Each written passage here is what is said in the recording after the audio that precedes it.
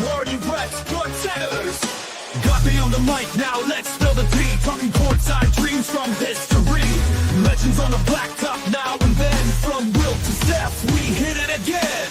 Open the chimes in, let's go deep. Young bloods rising, can't skip a beat. Puppy prospects with fire in their eyes. Draft night suckers and hoop dream highs. Wire to wire, bring the heat. Broadcast magic can't be beat. Do better, we're go better. We're hoop heads, trendsetters. What is poppin', y'all? It's your boy, Guardy3, and welcome to our Bucks versus Thunder watch-along. We're going to have a little fun, react to the action going on. It is the NBA Cup Finals! But first, you know the drill, I got to introduce you to the greatest co-host of all time, because, ladies and gentlemen, joining us tonight, it is Mo Better! How you doing, Mo? What's good, partner? What's good with everybody out there checking us out? About to get into it. Emirates Cup Championship. Let's go. I gotta ask Mo, who do you got winning this one tonight? It's gonna be does Darvin Ham and Taurean Prince's winning streak continue, or do the Thunder finally give them a loss in the finals? I think this game is going to come down to pace. If Oklahoma City can play at their pace, Milwaukee's going to struggle to keep up with them. So this is all about the Bucks' offense and their transition defense. If they can slow down Oklahoma City and make it more of a half-court game, I like Milwaukee to win. No, absolutely. And, of course, big news, Chris Middleton is out. So we're going to have to see a lot more of these young guys stepping up to try to replace what he has been bringing to that offense, because he's been clutch for the Bucks. Yeah, that's a big loss, but you do have some capable young players. And let's not forget, even though he doesn't play a lot of minutes, look, Taurean Prince is shooting over 51% from three. So I think that if Taurean Prince, along with Gary Trent Jr., are going to continue to shoot at the shooting splits that they've been shooting on since this winning streak, I think that's going to help. That's going to bode well for tonight, because you're going to get those opportunities, because OKC will double Giannis from time to time. You know that's coming. Giannis is a great passer out of the double team. So Taurean Prince, Gary Trent Jr., they're going to get those opportunities. They have to make open shots. No, absolutely. For sure. I completely agree with that. Taurean Prince has been huge, just knocking down threes, just being absolutely clutch for us. I love to see it from him. Very much the guy that I thought we were getting has showed up so far. I'm jealous, because when he was on the Lakers, he didn't shoot this well. He has shot really well for you guys during this streak. A guy that I was big on when you guys acquired him, Gary Trent Jr., he's picked up his play after a really slow start. So Middleton is a loss, but you do have capable rotation guys that can come in and supplement his impact. Oh, for sure. Yeah, this NBA Cup Tournament Finals has been great. I got to admit, Mo, I'm a little annoyed though with the NBA, because we're hearing this conversation about why are the ratings down and all these other things, but when the NBA is talking about a matchup like the Thunder and Rockets on their own official NBA app, right, and page, they're like, well, this isn't the premier matchup that the league wants. What do you want? These are two of the best teams in the West right now. I don't know what we're trying to complain about here. I just think that the negativity like that, and it's almost in general for a league as big as the NBA is, they really crap on their own product a lot and then wonder why nobody wants to watch, said product. A lot of people still tune in, but the numbers are going down, and I think a big part of that's just the negativity that the NBA itself pushes. I agree with that. I think the league has to do a better job of promoting itself. And normally the stars promote the league really well. But there's been a little bit of a backlash, and I get it, right? It's easy to get caught up in the fact that some of the game, there's been some ugly basketball early in the year.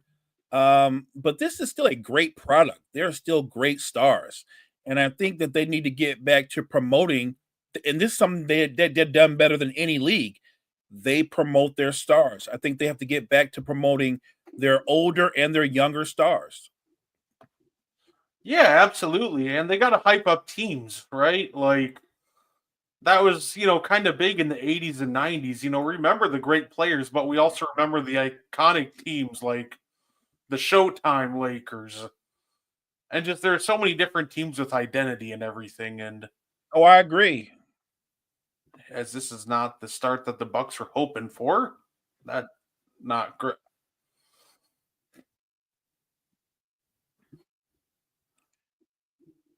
Yeah, I would hope that at some point Doc is going to run more actions with Dame coming off of some pin down, some more screens, because the one thing Oklahoma City has in abundance, what they have in abundance is they have a lot of wing defenders. I mean, that just starts with Shea. Never mind Lou Dort, Caruso, J Dub's a much improved defender. So I think they've got to find different ways to get Dame open. Oh, Giannis lost it.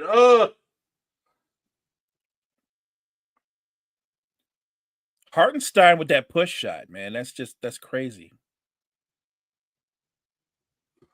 I think, and I think we're seeing it so far early from Giannis is he's being physical with these guys, and he's a lot bigger than everybody on the court, not named Hartenstein, and even Hartenstein got driven back when Giannis went into him. So, good hit. Good hit. Here we go. Oh, little flow. Oh, we lost it. Oh, travel. Yeah, Taurean Prince is playing with so much confidence right now. Yeah, no. If he shot that last year, I would assume that would have been the biggest brick of the century. But all the credit in the world to him. He's bought into the system, and he's been great at spacing the floor. Just exactly the 3-and-D role player that I was hoping he would be. Oh, careful, Giannis. Brooke, slow down, buddy. Just slow down. Yeah, don't try to do too much.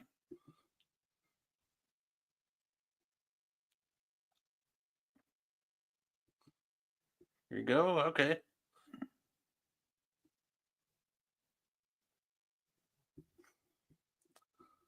think we already found the OKC game plan of just try to put Dame in every pick and roll. Yeah, that's smart. I would involve him in every action. Well, they're involving Dame and Brooke. You're not going to be able to get away with drop coverage, even with Hartenstein, because he can make that little flip shot. Yeah, I'll give Dame credit though. He this year he hasn't been giving up on plays. He's been trying. He's still, I wouldn't say he's still not a good defender, but he's been putting more effort in on that end this year than a lot of different other years. Giannis goes to shoot this free throw. It is up and in.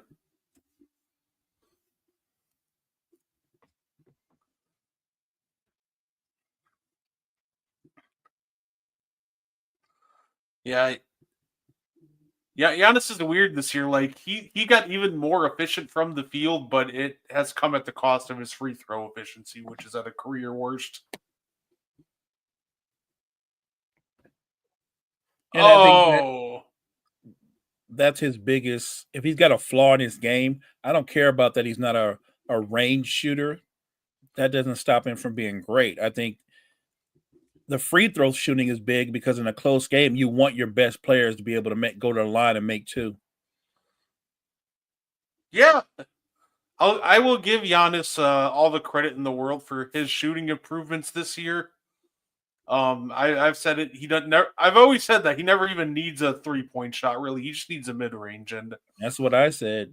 Going from 5 years ago, like in 2019, this is a guy averaging 5 3-point attempts a game.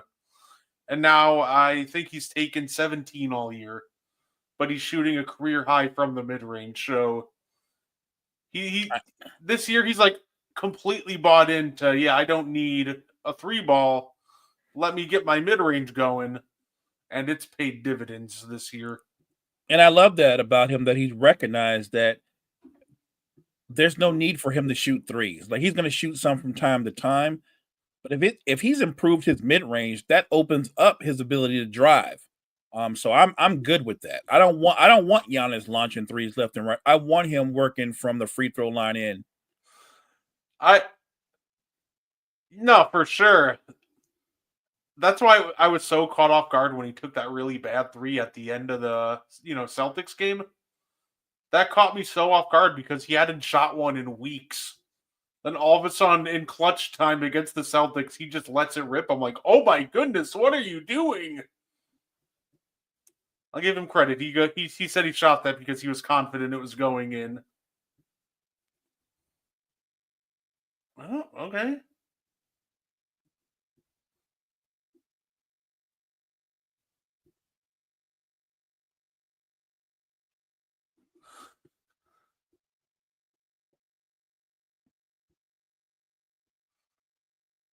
The fact that Damian Lillard is such a good shooter off the dribble, but is for some reason a really bad shooter off the catch and shoot. Well, he's not a really bad shooter, but he's not as good as you would think he is off the catch and shoot. It's weird. I think Dame might just be one of those guys. He's better when he actually raises up and his shots are contested. No, absolutely. Like, he is weirdly enough, like, he's a really good, like, off the dribble shooter for us. But for some, like, he is just genuinely a really rough, like, catch and shoot guy. To say the Thunder cannot miss around the rim right now. What's one of the such tough things about them? They have just so many different athletes and just hoopers that know how to get their shot off on whoever. So all the credit in the world to them. And the scary part, Mo, is they're only going to get even younger because they have like 5 picks in this upcoming draft. Right. Look, they're a very unique team. And it all begins and ends with their general manager, who's obviously the best general manager in the NBA, Sam Presti. The question is, though, what are they going to do with all those assets, all those picks? Because they already have a young team. If you take away Caruso, and maybe another veteran, everybody else is like 25 and under. I think you're gonna see a trade for them this year, either consolidating assets for somebody that they really want in the draft, or a vet. I think they're definitely gonna make a trade this year because I just don't think you could feasibly pick up like 3 or 4 more players in the draft for this roster, and it makes sense. So right, because everybody can't play. You know what I mean? Like, the reality of it is, unless there's somebody in this draft where they're like, well, he's actually better than somebody in our rotation, like you said, somebody they really want, that would make sense. But they're so deep already. It's kind of crazy to have the assets that they have. J Dub's going to get better. Chet's going to get better. Even the guys that are rotation players, Isaiah Joe, Wiggins, they've all improved. Caden Wallace has improved. Like, they're incredibly deep and talented. Yeah, no, absolutely. It's wild to think too that I was looking for a quick second. One of those picks, I was wondering, do the 76ers have their own pick this year? And they do, kinda. If they get a top 6 seed, they keep or top 6 draft pick, they keep their pick. But anything other than that pick goes to the Thunder. So if the 76ers can't turn this thing around soon, it might be in their best interest to almost just finish the tank job this year and try to get into that 1 to 6 range. Right, be really bad. Really bad. It's either if you don't do that, you better be in the playoffs, because if you're like, oh, well, we missed the playoffs, unless you're lucky in the draft, you don't even get your lottery pick. Correct. It's funny because I saw an article where the question was, should the Sixers sit Embiid? And I'm like, if that's a question, the actual question shouldn't be should they sit him. It should be should they trade him. And and the Uh, and the obvious answer to that is yes, you should trade him. The value on him is declining because his body is in decline. Yeah, I would trade him I would trade him in a hot minute. Me too. Him and obviously him and Zion are starting to look like people that should be moved. Look, it's part of sports. It happens. You have these really gifted, talented players who, for whatever reason, their bodies they just can't stay right. They just can't get right. Eventually, you've got to move off of that. And Daryl Morey's mistake is he's very old school, and I feel like he's going to hold on to Embiid to the point where Embiid can barely move, and then he's going to try to move him, and the value won't be there in terms of what you get back in return. Come on, Brooke. Come on, Brooke. What's up, Jory? I'm kind of convinced that Isaiah Hartenstein has never missed a push shot in his life. It's not a beautiful thing, but if you're a Thunder fan, it's a beautiful thing because it goes in like consistently. What I like about Hartenstein, and you do too, Brett, is he's a terrific passer. You can initiate your offense through him. High level, super high basketball IQ. He just made a great pass to Shea. Like I said, he's a terrific passer, and he hasn't been a disappointment since coming back. 12 points, 12 rebounds, 4 assists a game. And this is the part that's kind of all right. If you're the Bucks, you have a lot of size. You have the size advantage right now. Okay, good hit, Brooke. But you have a size advantage right now. Hart just went to the bench. Just be aggressive and get to that rim.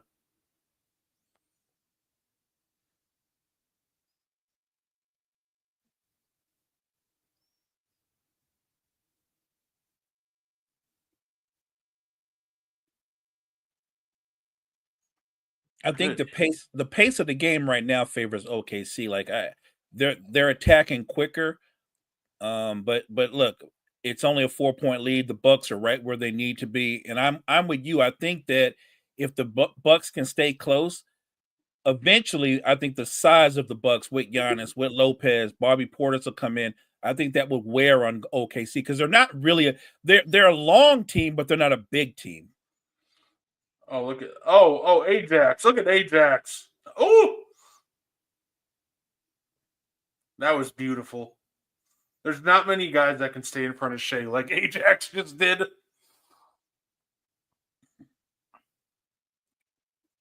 I love the Bucks are seeing this, even though that didn't go down. I love what they're doing because kind of OKC just tends to overhelp on the weak side, so that corner is always open against them. So you're seeing a lot of just Damian Giannis, just deep penetration and kick into the wide open corner three.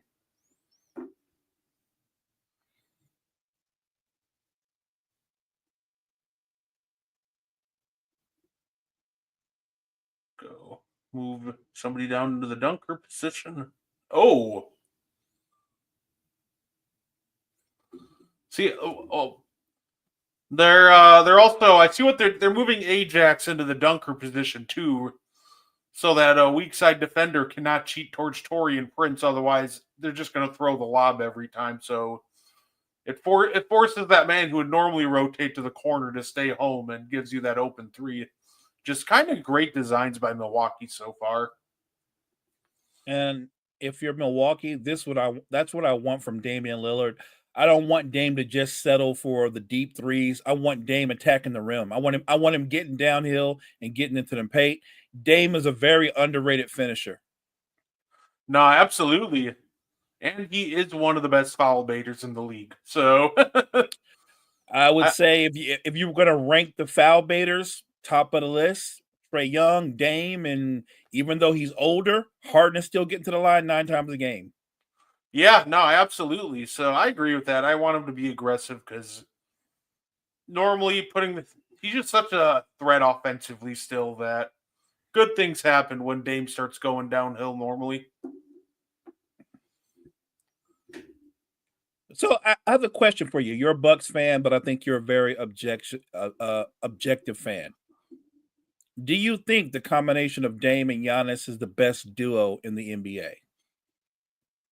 The best duo in the NBA? Right. I could hit Bobby. I almost want to say, yeah. I almost want to. It's tough, right? I think, if we talk, it's tough to find that combination because, okay, I think that I'm probably out of respect, I might still give it to Tatum and Brown. That's where I'm at. But I'm going out of respect. But if you broke them down as individual talents, you would actually say that Milwaukee's duo would be the more explosive duo. no, absolutely. And the thing with Dame is, I would say, sometimes he'll throw up really bad stinkers, just like that hook shot. I'd say he's still been playing at the level of like a top 20-ish player in the league. Giannis has been a top 2 player in the league all year, in my opinion. Yeah. And it's really hard to top that. Like, I think both Tatum and Brown also have been top 20 players, but as Dame just laces that, whoo! But yeah, I think there's a real argument for Dame and Giannis to be the best 2 in the NBA, just because Damian Lillard has kind of been showing that last year was looking more and more like it was just kind of a fluky off year. And him coming into form with Giannis still playing at best in the world level, that's tough to argue against. So as we go to break, Bucks up 22-20. Let me ask you this question. We're having fun. We always like to chop it up and get onto different topics. They were talking on Kevin Garnett and Paul Pierce's podcast. And the question was, can you be a top 10 all-time player and you were never the best at any time in your career, you were never the best player in the league? Is that possible?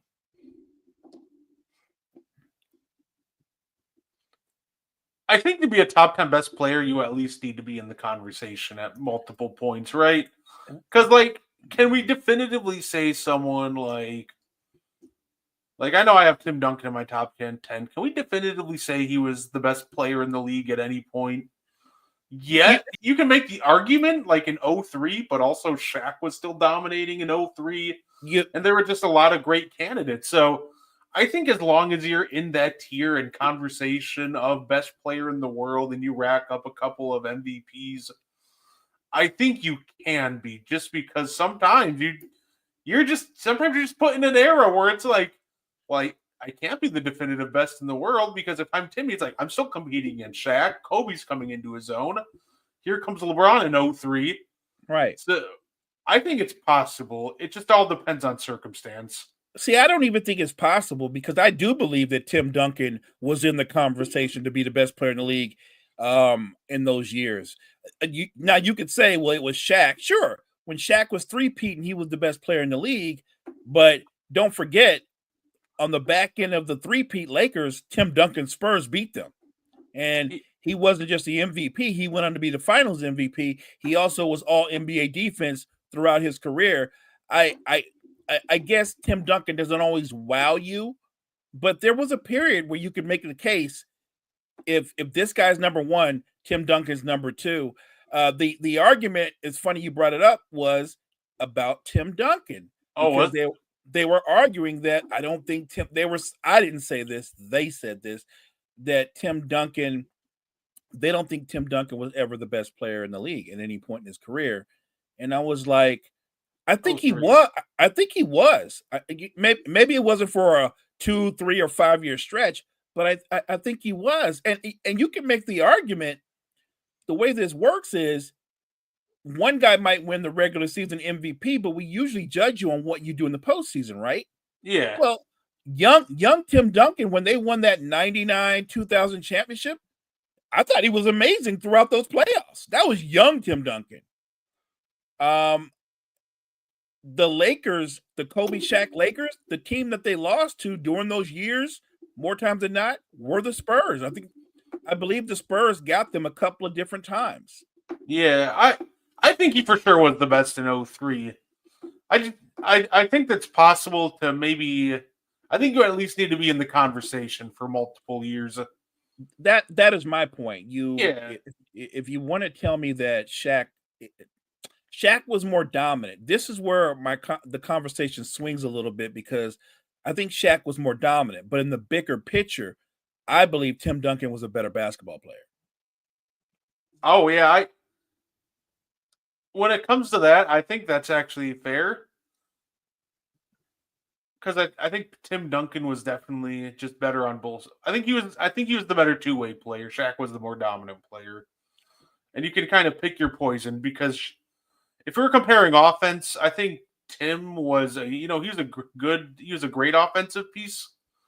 But Shaq is just like this a very much so like a historically dominant offensive piece. So, but in terms of just playing both sides of the ball, yeah, that's Timmy's better for sure. He's a much better defender than Shaq ever was. No question. And look, remember, let's not forget, Tim Duncan is also a 2-time regular season MVP. So clearly, the writers and I didn't disagree the years that he won the MVP. Right? He was the best player. I think people get lost in the sauce that as great as Shaq has been, Shaq's only won one MVP. Oh wow, well, really bad pass by Andre Jackson there. Hey, your favorite players in the game, Pat Connaughton.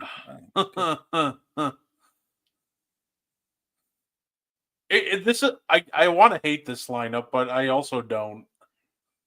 Like, I hate watching, Pat and Bobby. Oh my, good hit! You can't even do anything about that. Which Shane's gonna do that. Just not tip your cap to him. Good hit.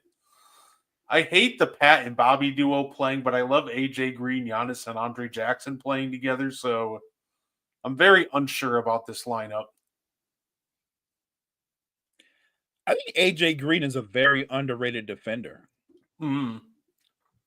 Because as guards go, the guy is ripped. Like, he's physically strong, can get into your body, underrated athlete. I think he has all the makings of being an elite 3-and-D guy over time. Yeah, and I absolutely think he does. I think he does too, and he's definitely shown progress potential. That oh boy, Derry Bird. Right.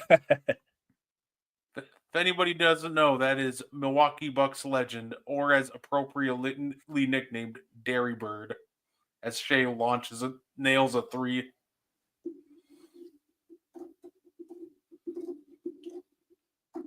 Please don't try to post up Alex Caruso and call it good offense. That was a tough jump shot. Oh, good read. Yes. See, I don't like this lineup that's in right now, but that's also because, like, earlier in the year when we were struggling, this was one of the lineups that was doing really bad for us. But Gary Trent Jr. finding his jumper is kind of... It's important. That's been huge. Oh, they called the foul. Okay. I thought we just whipped the rebound, but the whistle blew. I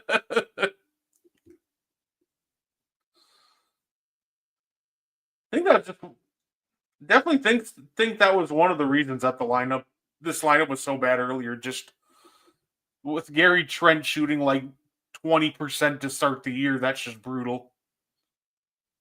Yeah, he got off to a really slow start. I mean, and everybody did to some degree. I just thought that they had to gel. You and I were excited because we liked the fact that Doc was finally implementing some younger players. Alrighty, so some Lakers fans might eviscerate me, but Shaq is a little overrated to me. Mind you, I was born in 01, but all he did in my eyes was be big and dunk. Look, I am a Laker fan, and I appreciate everything Shaquille O'Neal did, but he wasn't a good defender. And I know you can point to where there were years where he averaged 2 blocks a game. Don't let your fandom overrule your knowledge. Manute Bol averaged 5 blocks a game, and everybody posterized him. He was not a good defender. Don't just look at shots, block shots per game. Look at impact. When people attack the Lakers the guy that they attacked the most, it wasn't Kobe, it was Shaq. Yeah, they were good hit by Caruso there to end the quarter. 31-27 OKC going into the second. Yeah, no, people make fun of, is it gonna count? 2-1, is that ball out of his hands? Oh, I don't think it looks like it. Yeah, no, people make fun of players being dropped if they're just drop coverage bigs, but at the same time, for one, that was most of your 90 centers that you enjoy are all drop coverage bigs. I think the only two centers off the top of my head that I would trust switching on to a guard, maybe, and this is off the top of my head, I would trust Hakeem Olajuwon to do it. He had the quickness. I would trust David Robinson to do it. He was insanely quick. I would trust Ben Wallace to do it. Ben Wallace. But after that, people will be like, oh, Rudy Gobert's not as good as Dikembe Mutombo.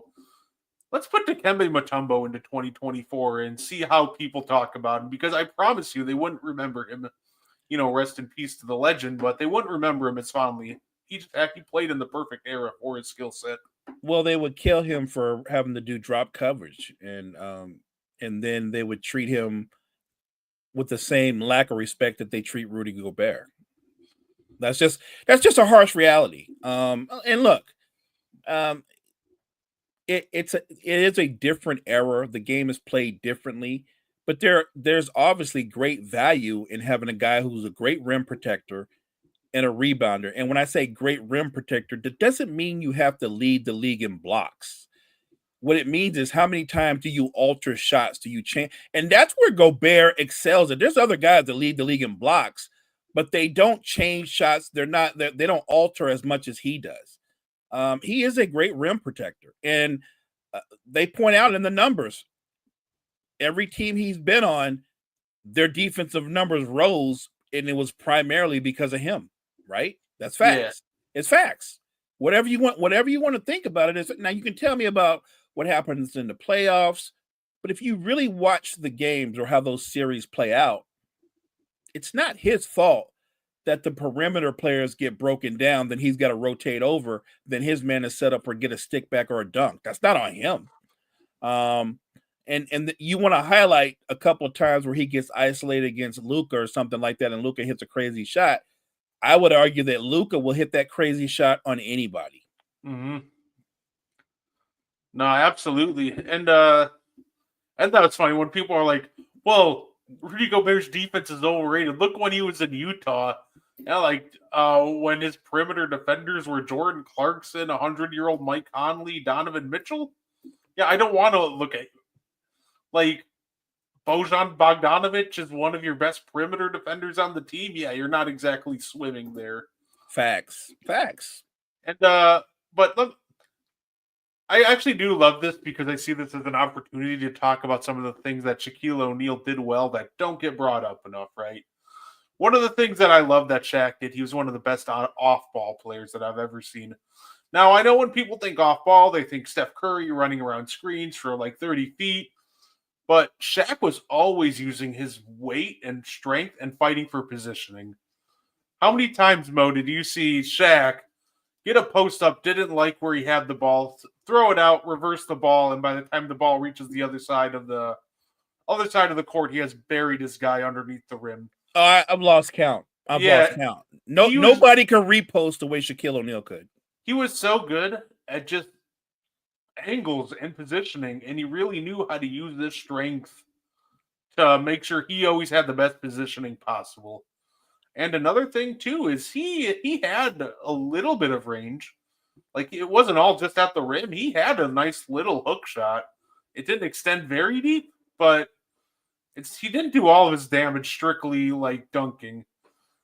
And he was also an underrated passer. Good passer. I would agree with that. And no, he didn't do all his damage dunking. But I'll say this. If you're playing the Lakers and you get Shaq to shoot anything that's outside the restricted area, that's called a victory. For sure. Absolutely. That's called a victory. I agree with that. I'm just saying he ain't just a run and dunk man. No, but that's where the arguments get confusing because he's not just a run and dunk man. But if you were talking about offensive versatility, even though he's not known for being a huge scorer, Tim Duncan was a more skilled offensive player. He was. Shaq wasn't more skilled. He did a couple of things better, but did he have a bank shot? No. Did he have the post move, the footwork that Tim Duncan had? No. Shaq, like Giannis, even though they're kind of different, I would say Giannis is kind of like what Shaq would be if he was a perimeter player and he had a handle. They're very similar. You know what I mean? Right. Yeah, you know what I mean? my Giannis is relentless that way. Hey, you're all good, Jory. Hey, when I see like comments like with Shaq, I like to try to point out some underrated things that just people don't look for. So, oh, good hit by Dame. It looks like the Caruso shot didn't count, so that puts the Bucks up too. Yeah, just try to help people out. Just say, hey, next time look for his off ball movement. Look for all the different little finishes he has around the rim, because I think that's something people underrate with Giannis too. They say run and dunk man, but that man has such a wide variety of finishes too. If all he could do was run and dunk, I could call him, I'd call him Jackson Hayes. But the reality is, he's such a versatile finisher around the rim. It's what makes him so impossible to stop. He's unique too because he's a 4. I like to call Giannis a 4-5. He's a 4-5 who can handle the ball on the open floor in a way that most bigs can't. For sure. LeBron spoiled me. That's why I'm ready for him to retire soon. I'm imagining next couple of years at some point.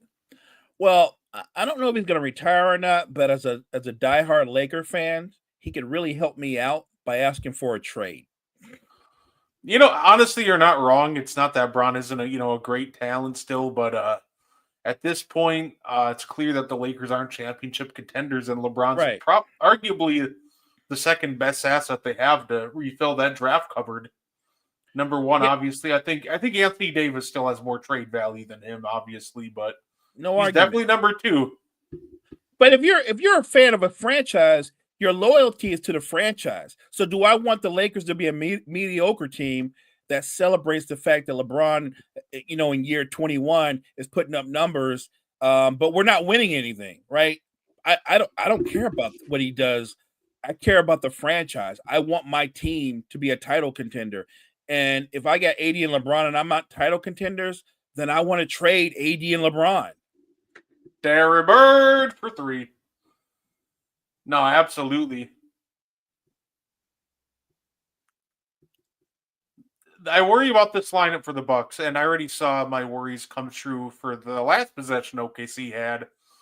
This is not a great rebounding lineup for us, so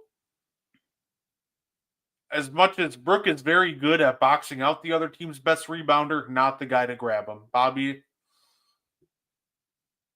sometimes with this Brook and Bobby duo, we just struggle to grab boards. That pass is picked. Oh, this is going to be a pick 6. Yep, just get out of the way. Is it me or does Dame look really quick tonight?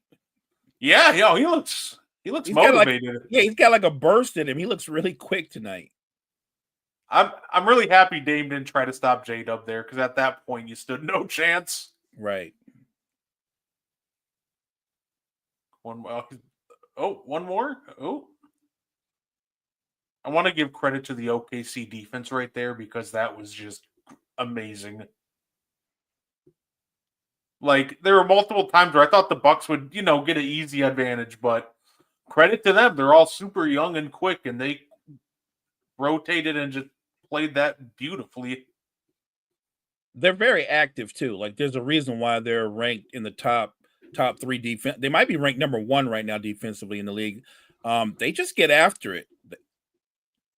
I wonder though. I get what the Thunder are doing. I love what they're doing, but they're going to go into the postseason probably with the pressure of being the number 1 seed, and I wonder how well they'll handle it. Oh man, give AD the reins. Offense look better that way. Dump Cam Reddish for a bit. It's funny because people want to blame LeBron for the problems, all the Lakers' problems, but I think the reality is this has to fall on Genie Bus more than LeBron. Genie and Rob Pelinka. You have 2 top 10 players in the league, arguably, with Bron Fact. and AD. You do. And you're telling me you cannot put together a better than play-in roster around him? There's just no direction with how to build the roster. Because at first it was, and I remember LeBron talking earlier about how he wants guys with high IQ. That's why they brought in guys like Rondo, and they picked up guys like Caruso. And then ever since the Rush trade, it's almost like it's been, we're going to throw darts at the board and see if this works. Because now we're blowing MLEs on mid-level exception on guys who aren't even in the league anymore every year. And it's crazy. Brett, to be honest, I don't think they've ever recovered from the Russ trade. And I'm not here to blame Russ, but they gave up really good rotation pieces. They opted not to pay Alex Caruso. You made these decisions, and they've not recovered from that trade. They just haven't. Oh, that still kills me. When he didn't come back, I thought Caruso wanted a bag or something, and then he signed for $8 million, and I was like, what in the world? And tell me this, when you saw what Caruso signed for, were you not stunned that the Lakers didn't keep him? Like, how did that happen? Yeah. No, absolutely.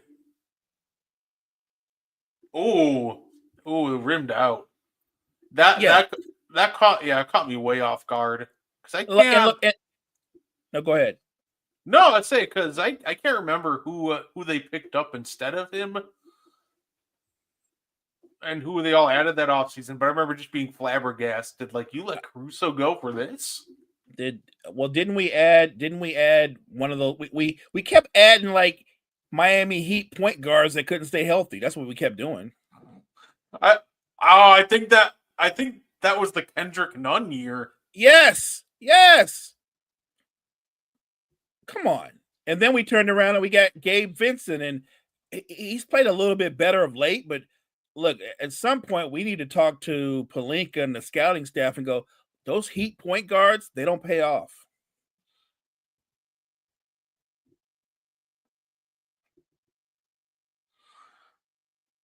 Let's see. Yeah, looking at the moves after the. Let's see. Where are you?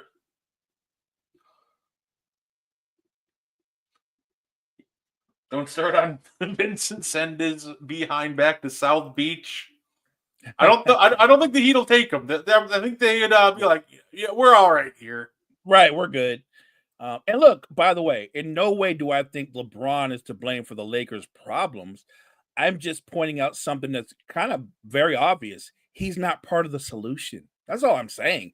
It's not on him. He's putting up numbers, but they don't impact winning. He's just putting up numbers, and I give him credit for that. But I'm loyal to the franchise, and I need the franchise to make moves for the future and not hold on to older players that might get you into the play-in like that. That can't be the goal to be in the play-in. Yeah. Yep. I found it. I found the 2021 where they let Caruso go, and they just straight up, they're like, yeah, you were good in 2015. Let's add you. Because that's Melo, Trevor Ariza, Kent Bazemore, Avery Bradley. Like, if I was trying to build a franchise in like 2015, I'm all over all of those guys. Right.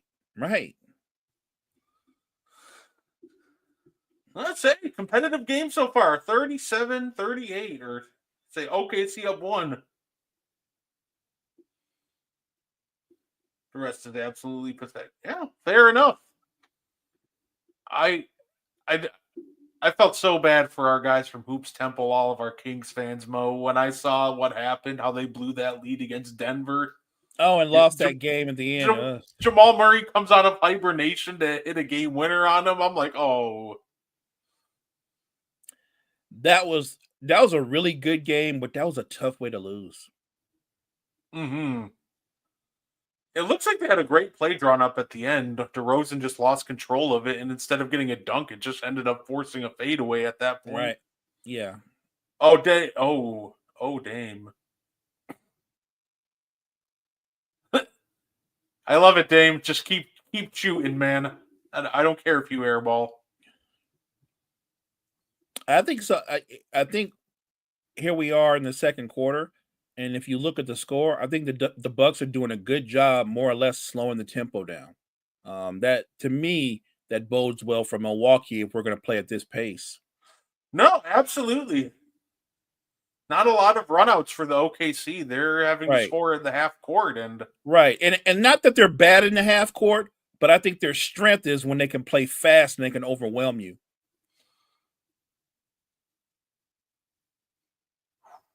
J-Dub. I was surprised the amount of pushback I got, Mo, when I said that Jalen Williams in the next 5 years will be a better player than Jaylen Brown. Wow, yeah, and that's not a knock. I don't think either one of us are saying that Jalen Williams is better than Jaylen Brown today. He's not. We're talking about in the next 5 years. I don't even know why that's hard to fathom. I would say offensively, he's already a more fluent offensive player. He's not the defensive player that Jaylen Brown is, but he's not a bad defender by any means. And you're telling me that the younger, more gifted player won't be better in 5 years? I'm going to push back on that. He's going to be a better player. Oh, absolutely. You know, I definitely appreciate you in the chat, Jory. If you ever want to come up on the show, just let us know. We'd love to have Jory in the four. Hey, bling Jory, Kyle, Key. Come on in. Let's go. No, absolutely.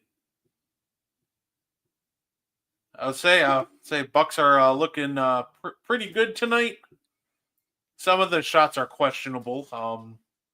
Brook does not need to shoot every 30-footer he gets. No. He wants to prove I'm still Splash Mountain, and I'm like, Brook, you don't have to prove to anybody, man. Just please stop bombing 30-footers with 15 seconds on the clock. Fair. I'm all for Brook shooting threes. It's a great asset, but sometimes he just takes the most mind-boggling ones, and that's where I have a problem with it sometimes. Just please come in a little bit. And he doesn't do it often, but Brook's actually effective when he gets in the post. Yeah, no, absolutely. Say he's already had a couple of good looks that just unfortunately haven't fallen when he got point blank, but say just keep at it. One thing you can do against this OKC team, when Hartenstein's not out there, they're small. So we just got to keep punishing them inside and keeping the game slowed down. Don't let him bomb you away from three, which we've done great. We're actually right now +6 in that 3-point department. So how good are they going to be when they get Chet back? And Chet's quick enough and athletic enough to where he and Hartenstein could be on the floor at the same time. That's an absolute nightmare. That Chet and Hartenstein are what the Cavs wanted Mobley and Allen to be all those years. No, I think, kidding, by the way, those two are actually doing great this year. They have played well. But no, it's terrifying. They both add just absolutely different dimensions to the offense. Chet is just a much more dangerous. He's a more dangerous shooter from distance than Ihart, but Ihart's such an elite passer. Right. The one thing they were running before Chet went down, with a few times they did play together, which I thought was a lot of fun, is they were running Hartenstein, Chet pick and pops. And it was a ton of fun to watch just because getting Hartenstein going downhill, he's such a great passer. He can spray it out anywhere. So I'm excited to see when they're both back. Let me ask you a question. We talked about this. If Cleveland finishes with the number 1 seed in the East, do you think they have a straight path to getting to the NBA Finals? It'll still be tough. Now, are you saying that because the other teams have more talent? Or are you saying that because here's what I think. I'm sure Cavs fans will disagree. I think Donovan Mitchell is terrific. I'm not convinced he can be the best player on a title. I just don't think. I think everybody has a ceiling. I don't think Donovan Mitchell can take you to a finals. I think other teams just have more talent. I think obviously we'll start with the obvious. Even if they get the 1 seed, the Celtics are still more talented than them. They have to get through Boston. I think that. Let me ask you. Let me put a different spin on it. Cavaliers have the number 1 seed. We're talking about Shea. We're talking about Giannis. But if the Cavaliers finish with the first or second best record in all the NBA, is Donovan Mitchell considered an MVP candidate? I think he'd be in the top 10. I don't think he'd be an MVP. I don't think he'd be in the top 3 or. I think you could get up to number 5, but I don't see the path for him getting into into the top 3 very easily. No, and I exactly. But you're saying this because you're kind of making my point. Because at the same time, you're also saying the Cavaliers don't have as much talent as other teams. Is it because is Donovan Mitchell a top 5 player? Probably not, right? No. Even with what they're doing right now, are you positive he's a top 10 player?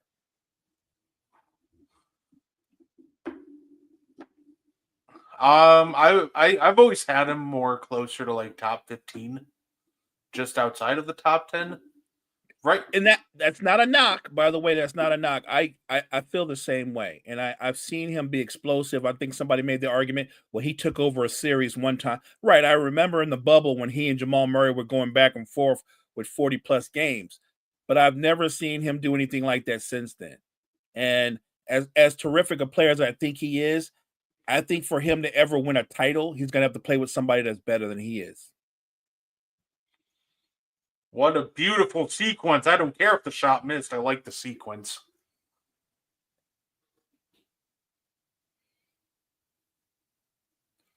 Yeah, no, absolutely. I'm a big fan of what they're doing over in Cleveland, but yeah, I just think there are other teams that are still more talented, especially when we start getting into that top end. I like the Mitchell Garland duo or Mitchell Mobley, whichever duo you want to run with, but I think there's more talented duos just in the East alone, and just more talented teams. But it's a really good duo, and ultimately, for sure, you can talk about the talent around you, but you usually start with your best player. Do you think Donovan Mitchell is a franchise player? I think he could be the best. I think he could be the best offensive player on a championship. But see how you qualified that, right? I'm not arguing that. I don't think he can be the best player on a championship team. That's all I'm trying to get to. I'm not anti Donovan Mitchell. I think he could be the leading scorer on an NBA championship team. I don't think Donovan Mitchell can be the best player on a championship. It's just that cut and dry. That's not a knock. That's just how I see. And he's not the only one like that. You and I talked about this. We could go through the league, and some of the best player in the league, I feel the same way about. I feel the same way about De'Aaron Fox. I don't think De'Aaron Fox can be the best player on a title-winning team. I just don't. Right. He almost falls into that same sublet where I think it's possible for him to be the best offensive player. Oh, good lob. Oh, it doesn't. He was fouled on the pass. Okay. Yeah. But yeah, I think he'd be the best offensive player, and that's fine. That's the fact. Some people might see that as a knock, but at the end of the day, if you're good enough to be the best offensive player on a championship team without being the best overall player, I think that's great. Ooh, okay. Nice little sideline out of bounds action right there.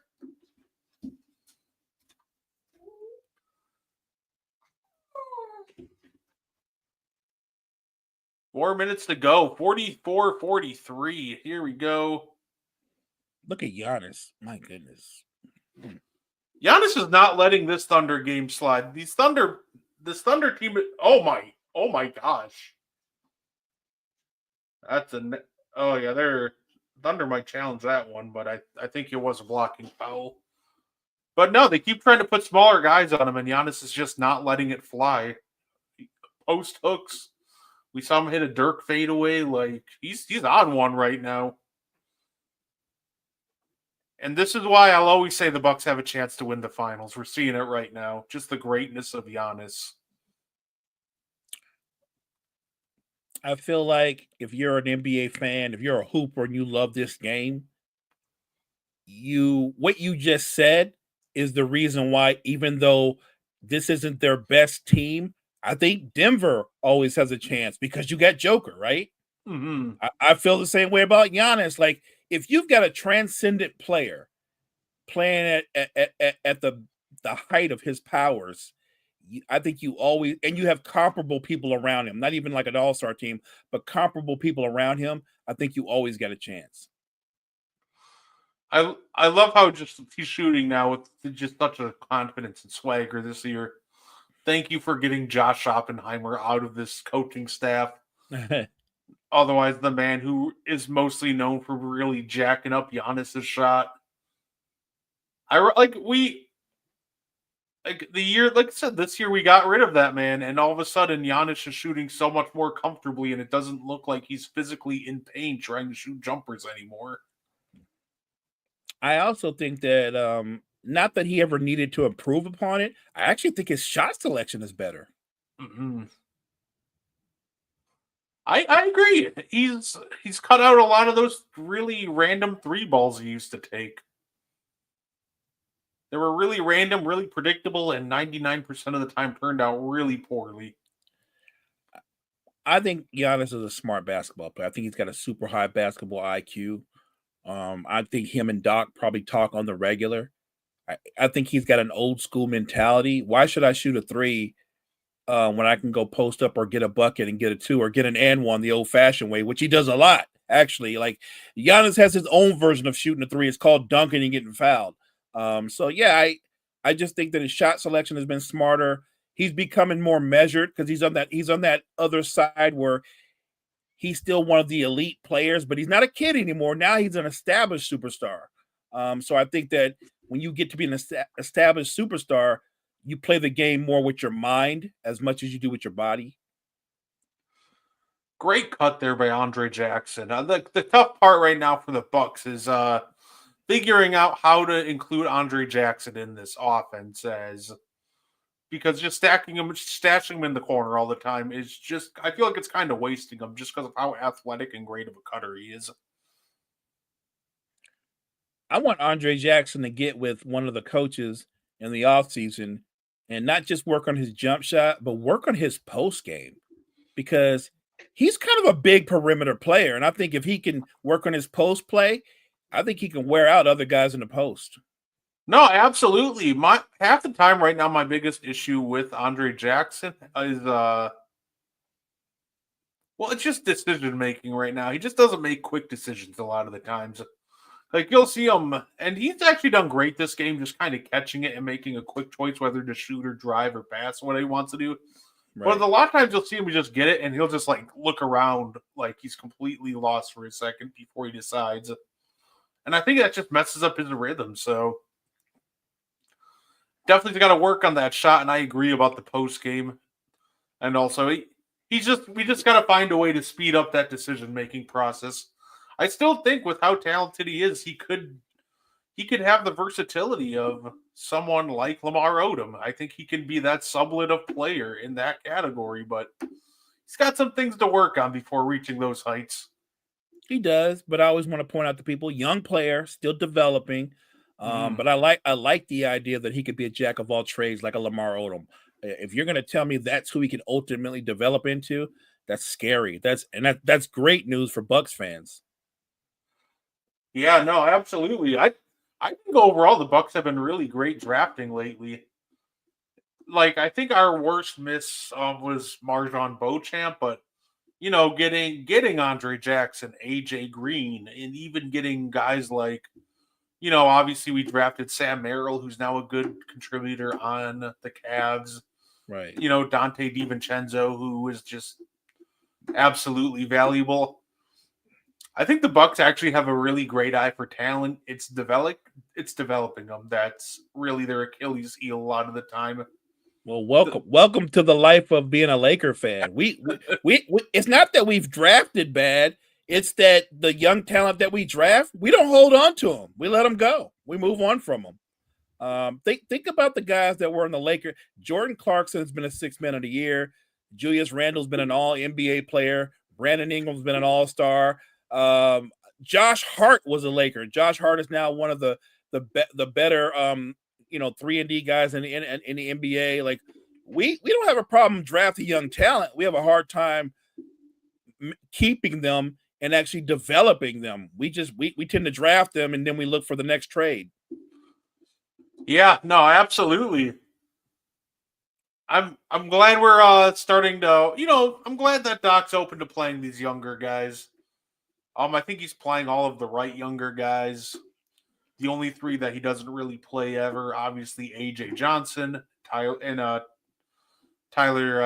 Davis. They're getting more development in the G League. I agree with that. I think they just need more playing time than spot minutes. And MarJon Beauchamp, he's just done. What happened to him, Brett? Because he's literally fallen out. Because I thought he was going to be what Jackson is, and it's like he's just fallen out of the rotation completely.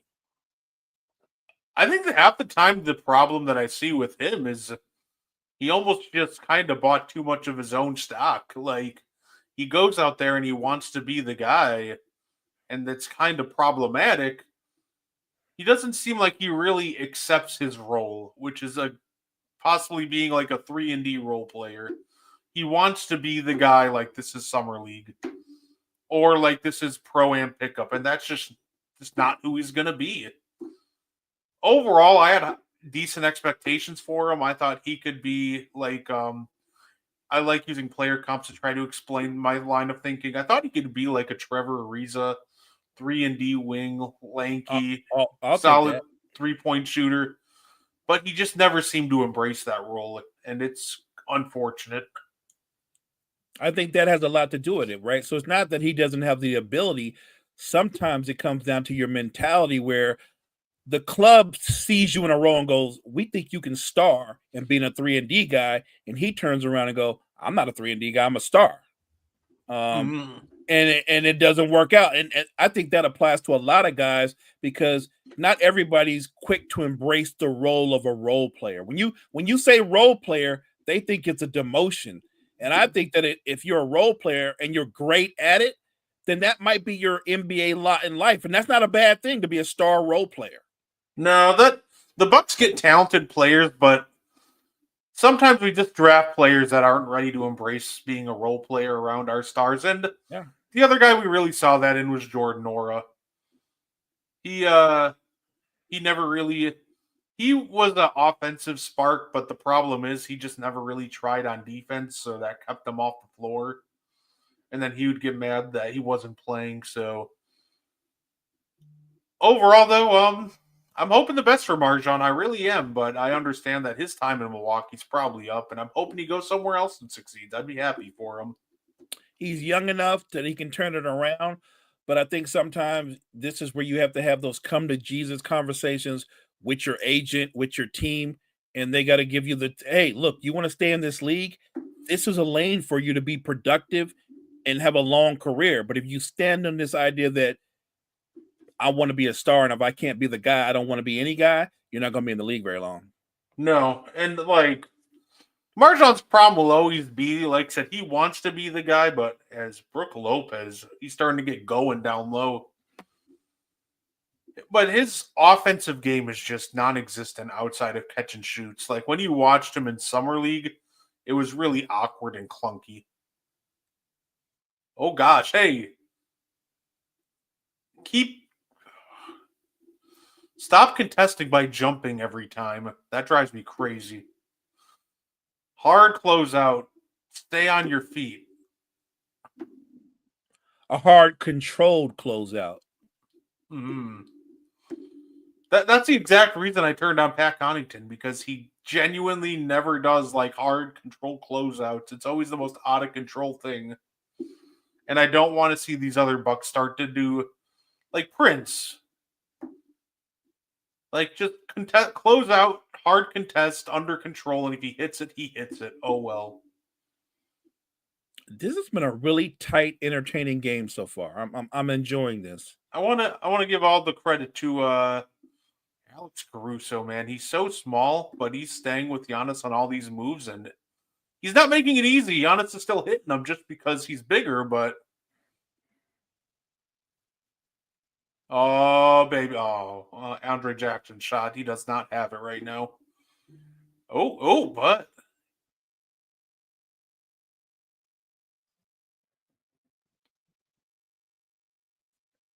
corner three. Caruso is nope, but Hartenstein with the rebound. Get up, Brooke. Get up.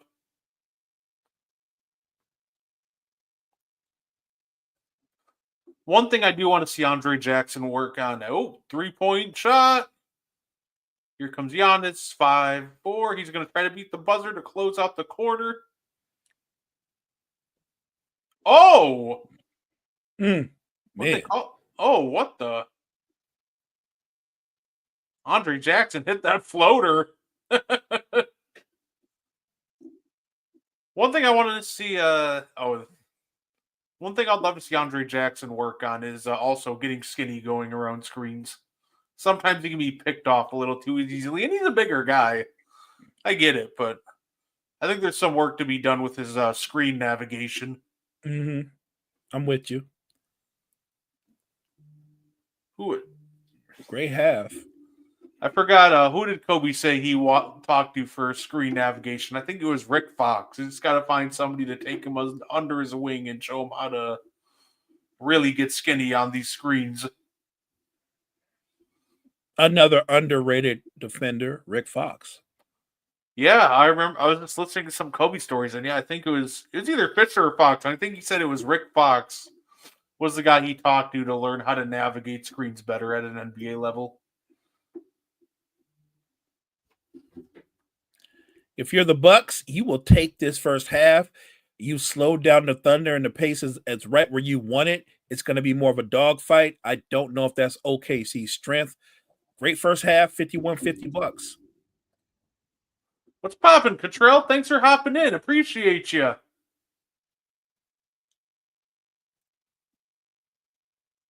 Yeah, no, absolutely. Here's an interesting report that I just got. Nuggets targeting Zach LaVine, other targets Jordan Poole, Jordan Clarkson. That is that's an interesting trio. That's just I appreciate you, Cottrell. Thank you. That's a hilarious list for me. You're pretty much admitting, like, yeah, our offense sucks. They need another shot creator. They need another shot maker. I think all three of those guys answered that call, but you would have to send back some bodies because the LaVine's got a lot of money on that contract still. And I don't know if LaVine would work. I feel like just for continuity and chemistry, you might want to go with Clarkson. I wouldn't mess with Jordan Poole. Jordan Poole just came from the Wizards where he thought he was he was the man, but it just showed you that Jordan Poole actually can't be the man. What he is a very good sixth man who can be explosive off the bench. But if Jordan Poole's your best player, you are absolutely a lottery team. Coming to the Nuggets, maybe if you're going to put Jordan Poole as the first guy off the bench to give you some firepower, that could work. Jordan Clarkson is a proven commodity, though. He's also a former sixth man of the year, a bucket getter. He's a veteran. I think if I have if you want to go long term, Jordan Poole might be the way to go. If you think that he can accept the fact that he's coming to a team where he's not going to be the number one, the number two, he might be the number 3 option. I'm going to say he's probably going to be the number 4 option. If he can handle that, he'll be good to go. I just don't, because Jordan Poole's got a huge ego. I just don't know if his ego can handle being put in a certain role. So, welcome. Thank you for tuning in from Mexico. That's awesome. That is awesome. That's amazing. And I think the problem too is you start talking about names like Jordan Clarkson. The reality is too, unless he's hot, you can't have Jordan Clarkson or Jordan Poole in your closing lineup. Streaky, both That streaky. that is trading for a six man. So I wouldn't really trade too much assets for that because like it sounds cool. Like, oh, Jordan Clarkson, he's such a good scorer. That man is uber streaky, and if he's off and you're giving a target in the pick and roll. Like, imagine Jordan Clarkson and Jokic trying to defend pick and pops and pick and rolls. That would just be an absolute nightmare. It could be I will say this though. I like the fact that Calvin Booth recognizes that they don't have enough shooting or firepower around Joker, and you right now you don't know what version of Jamal Murray you're going to get from night to night. You don't know. If I'm the an interesting target could be Malik Beasley from Detroit. I don't think they're ready to move him, but if they are, I'd at least inquire. That'd be an intriguing target. I like that you said that. I was gonna say Malik Beasley from Detroit. I was also gonna say because he's a bucket getter, you need a shot creator and you need a shot maker. Anthony Simons in Portland. I think I saw some people saying rumors that the Bucks were looking at Simons. I'm like, you know what? If we can find a way to make the money work, I'd take it. I also see that we're gauging the interest on Bobby Portis. Aren't you the one that told me you're getting a little bit cold on Bobby? You're ready for him to go? Yeah. The problem with Bobby will always be defensively. Like, he can get hot. He's streaky offensively, but he's still a good offensive player. I think he still has value. But his defense half the time is really rough. I think he leads the league in faking like he's going to give an effort than just angrily clapping after giving up a made shot. He's just frustrating sometimes. I think he still has value. I think he still has value for us, but just his inconsistent defensive effort is something that's really frustrating to watch. You just described Christian Wood, right? Is that not Christian Wood? Like he gets down in a stance like he's going to play defense, then he slaps his hands together after he gets beat backdoor or somebody scores over him because he has no intentions of actually playing defense. Like a guy like Christian Wood, what we know about him is he's very good when he's on very bad teams. If he's on a bad team and there's no expectations, he's going to give you 20 and 9. He is. And then when somebody goes out and gets him and goes, man, we get this guy in our rotation, and you're going to find out with pressure, with expectations, nope, not that guy. Not trying to be. He's not trying to play with any type of pressure or expectations. Yeah, and the thing, and he was obviously good for us in 2021, and he's been good since then. But I think the big part of 2021 is most of the time, at least his defense was serviceable. And that's kind of been a big dropping point for him these past couple of years because you can watch as his defense just gets slowly worse and worse. And 90% of it is just, it doesn't seem like he just pays attention to detail. Like, I love Bobby. I'll always respect the man. Helped bring us a title, in the words of the great Darvin Ham, salute.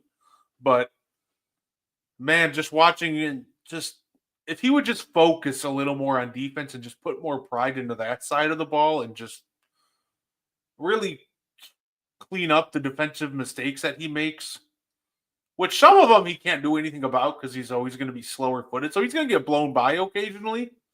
But if he would just get rid of the other mental lapses that he can control, I'd be back on the please Bobby stay train.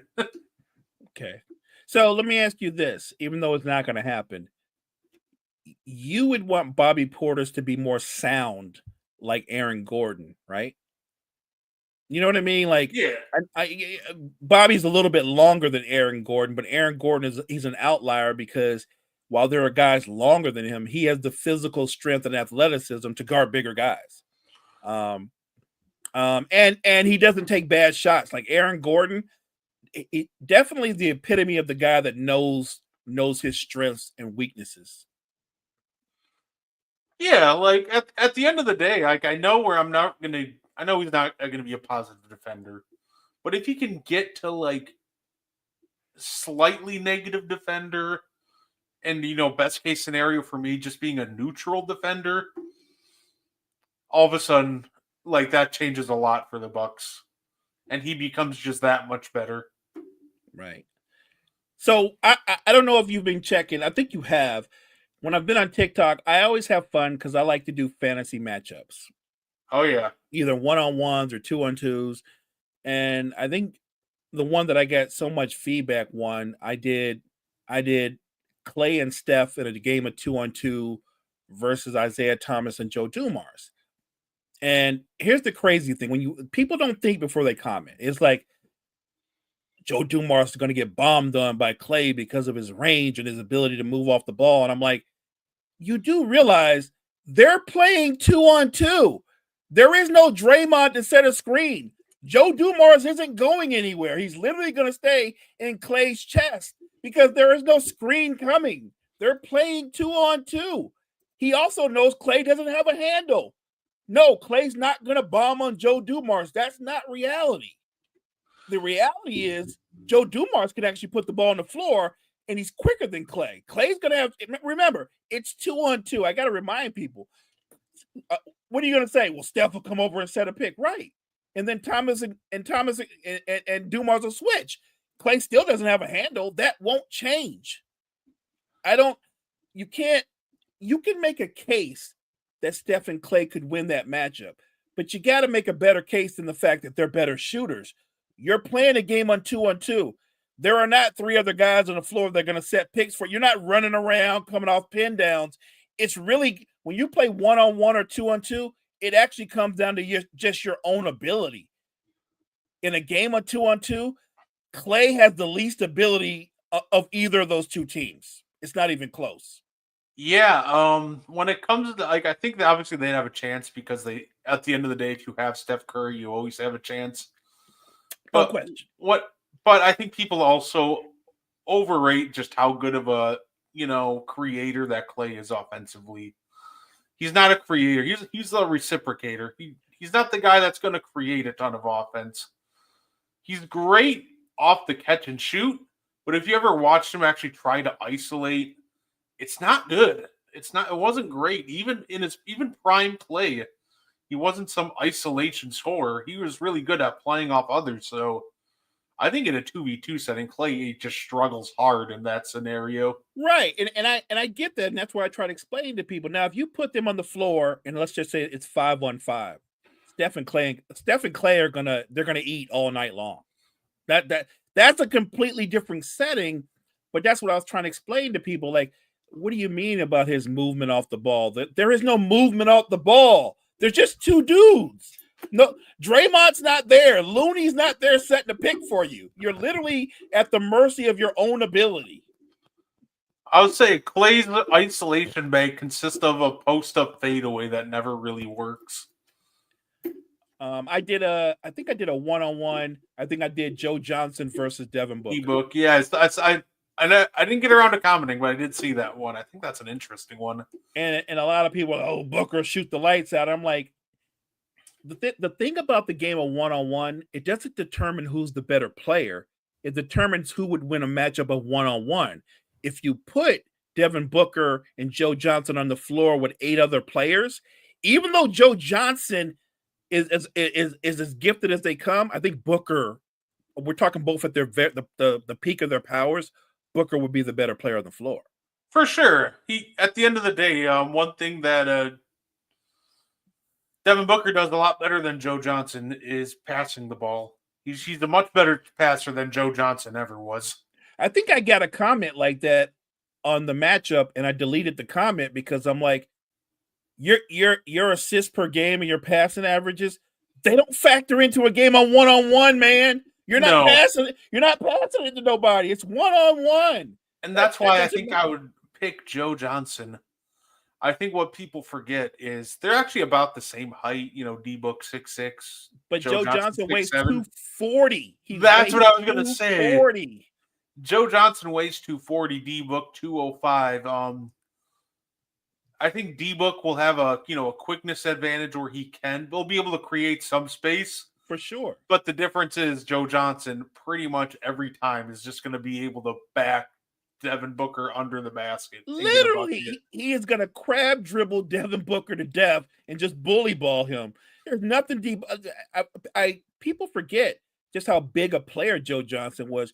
Even now, when you see him in the big three, he is ripped. Like Joe Johnson, he must be a workout demon because he looks like Joe Johnson at the peak of his powers with Atlanta. Like Joe is just so much bigger than D-Book that he's just going to bury him in the basket. Yeah, and he was, and that's kind of what Joe Johnson's game was. He was just a bully. His calling card half the time was he had a great midi, but between his midi and just being bigger than his opponent, so you put a guard on him, he was way too big for him. You try to put someone bigger on him, he was too quick for forwards. He was just such an enigma and just such a mismatch. Really unique, really talented player. I was a big fan of Joe Johnson. I hated when he left the Suns because it's not that I knew he'd be a star in Atlanta, but I also knew that there was a ceiling for them there. I wanted him to stay with the Suns and become a star there, but obviously Phoenix didn't have the money that Atlanta had to offer him. Joe Johnson is, to me, in a different role. Like, obviously, in Atlanta, he was the man. But I thought if Joe Johnson could have played at his peak with a better player, we would look at him even better. I'm talking about in terms of how we revere him. It goes back to the earlier conversation. I don't think Joe Johnson can be the best player on a championship team. But could he be one of your best players? Absolutely. Like you just said. Could Joe Johnson be the leading scorer on a championship team, Mo? Absolutely. But he couldn't be your best player. Oh, absolutely. Shoot. Let's a fun theoretical, Mo. If the 2013 Nets were all in their prime. Wait a minute. Is that Johnson, Pierce, Garnett? Yeah. If they're all in their time. If they're all in their prime, they're coming out the East. Yeah, I don't even think that's the only thing that would make it. I think the only thing that even makes it a series is if we added if the entire East was in their prime. Right. And then that becomes a conversation because now I'm getting prime Brom, Wade, and Bosh. But even then, prime you're running a lineup with against prime Darren Williams, Joe Johnson, Paul Pierce, Kevin Garnett. That's the guy I forgot. D. Will, yeah. Yeah, and Brooke Lopez and even Jason Terry coming off the bench. And that Brooke Lopez, that was 20 points per game, Brooke Lopez. That's a different Brooke Lopez. Like if you're making them all in their prime, what makes it a series, because it's 2013, you're facing the best version of LeBron James.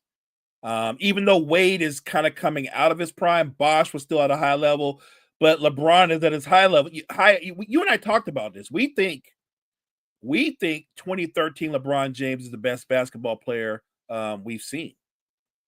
I think on that alone, that would make it a great series. I think arguably the only greater version I've seen of, arguably the only greater player that I've seen is maybe for a 1 year peak outside of maybe 90-91 Jordan. Is there some other versions of LeBron that were truly unbelievable? I think the one that doesn't get talked about enough is, everybody likes to talk about, we're talking about peak LeBron, 15, 16, 17. Don't sleep on how good 2009 LeBron is. I know he didn't beat the Magic, but he was still absolutely insane in that Magic series. He was unstoppable that year. And I could be wrong. I know they lost that series, but I swear he averaged 35, 9 and 9 or something. It was his stat line. His stat line was absolutely insane. He did everything possible to win that series. His teammates just didn't come along.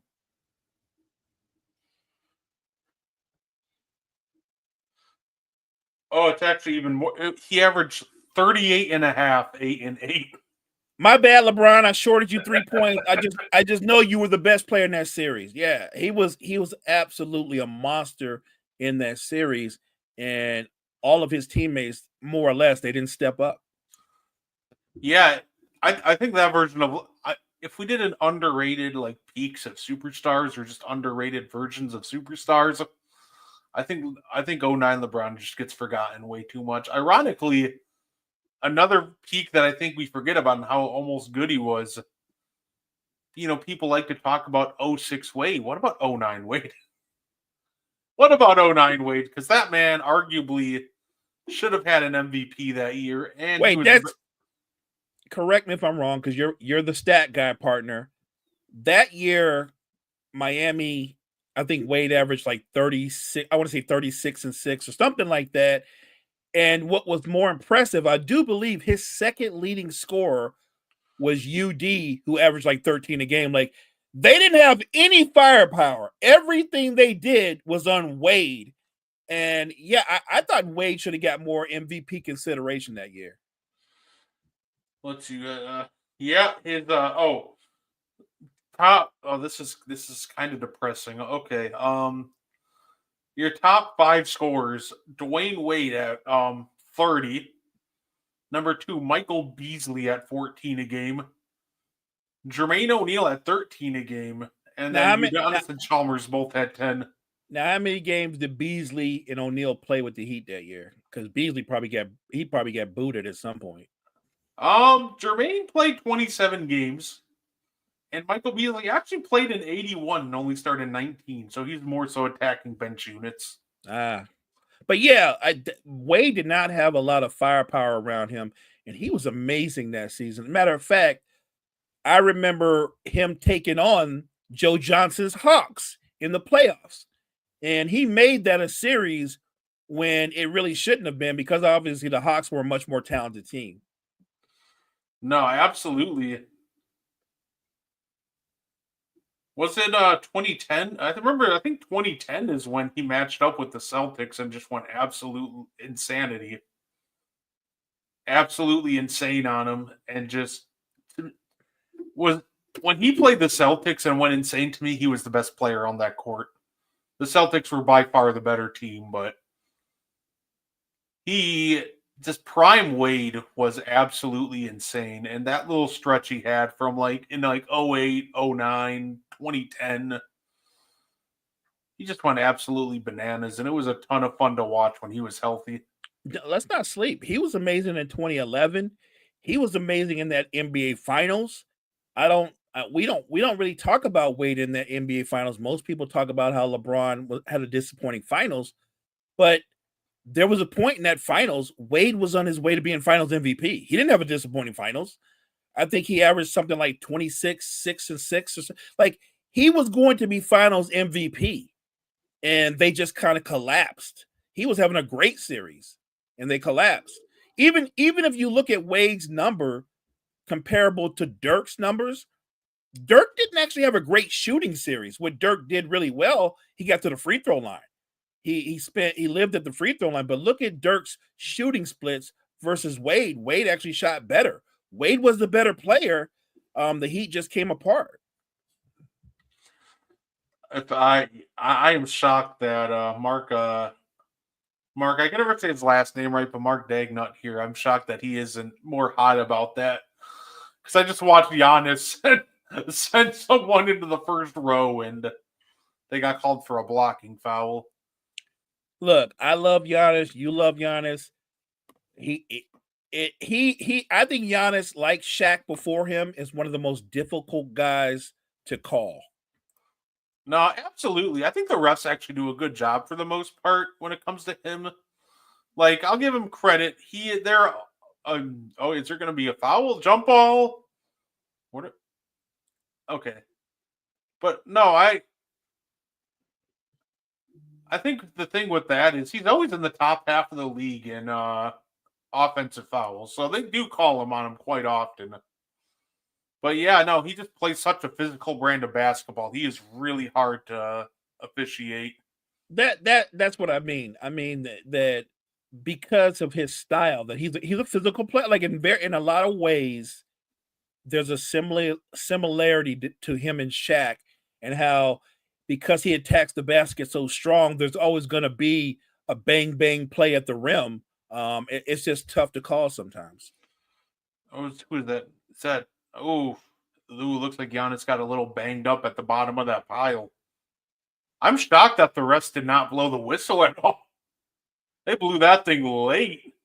Yeah, that we had some WWE action at some point. Brooke dives in there. I mean, it was bodies everywhere. Yeah. They're pulling Giannis out of the game. That's fair. Check. Oh, no, he's still in. He's just wiping his face off. I thought they're pulling him for a second. Now, Lou Dort is upset.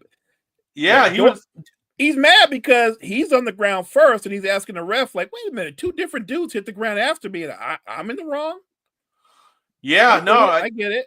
He wasn't happy with people jumping on him because it looked like he was jawing at either Andre Jackson or the ref after that. Which, by the way, it's funny for a guy like Lou Dort to say that, who's one of the most physical defenders in the NBA, but okay.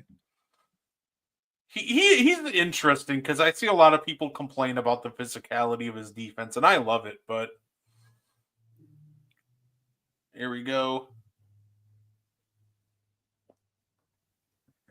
I'm a fan. I think he walks the line. Yeah, he went right after the ref.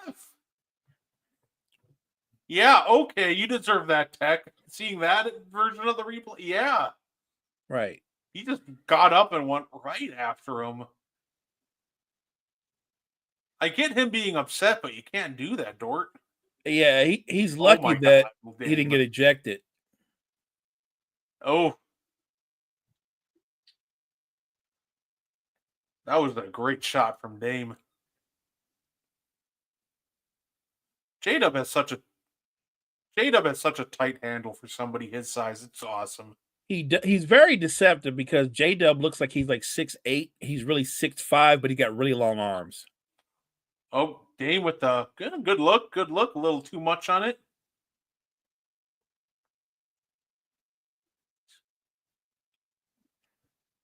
Shea, good hit. Keeping the mid-range alive. People complain about the death of the mid-range, and I always say every good postseason team does it well. Here we go, little two-man action. Give it to Giannis on the roll. Dumps it to Brook. Oh, almost turned it over. Oh. Giannis. Oh, Thunder are mad. They're not happy about the way they're officiating Giannis today. They think he's getting too much. Let's see. Okay. It's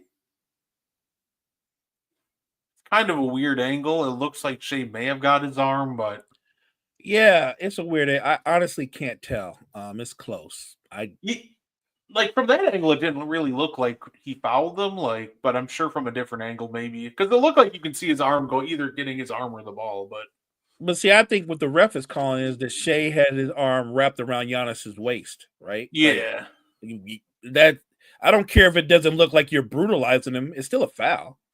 Oh yeah. At the end of the day, we know what he's trying to do. He's just trying to pull the chair on him. But exactly. College football for playoffs are going to be a lot of fun.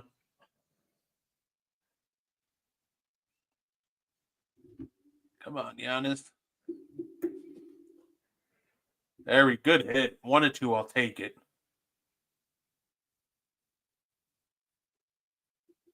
Come on, Bucks. In Darvin Ham, we trust. I like that. Oh. Good job, Brooke. Brooke did a great job to stay with J-Dub right there. He did. I'm happy for Darvin Ham, by the way. I am. People are blasting us, making fun of us because Doc hired him on as an assistant coach. And I always try to remind people, by all accounts, that man was a phenomenal assistant coach. Obviously, he was on the Bucks championship roster and coaching staff. Right. And everybody only had great things to say about him. There's a reason the Lakers wanted him so badly.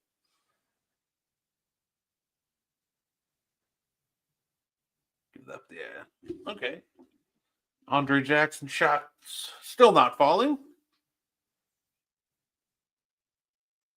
I think the Thunder's big issue right now is they're just three balls not falling for them, and it's not like they're hitting a lot of the. Oh, nice. Oh, that's a travel. Oh, they're saying it's tipped.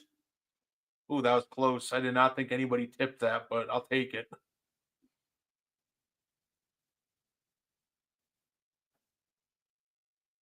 Yeah, no, the Thunder cannot shoot right now from deep, and it's killing them. I don't see as much ball moving either. I think they're playing a little too much one-on-one. Mm-hmm. Like, I get it that the Bucks are old and slow, and you can probably get around some of their defenders, but also trying to play one-on-one kind of just plays right into their hands. Like the teams that really like when Brooklyn and Memphis and teams like that beat us, they barraged us with ball movement and player movement, and that's where the Bucks struggled. Oh, Giannis tried to give that to Brook, but accidentally threw it off the front of the rim. Here we go. Shea's going to try to play one-on-one with Ajax. Oh, no, it's now they're swinging it around. Dort 3. Yeah, see, I don't like that. 2 passes and a Dort 3. You can get a better look than that.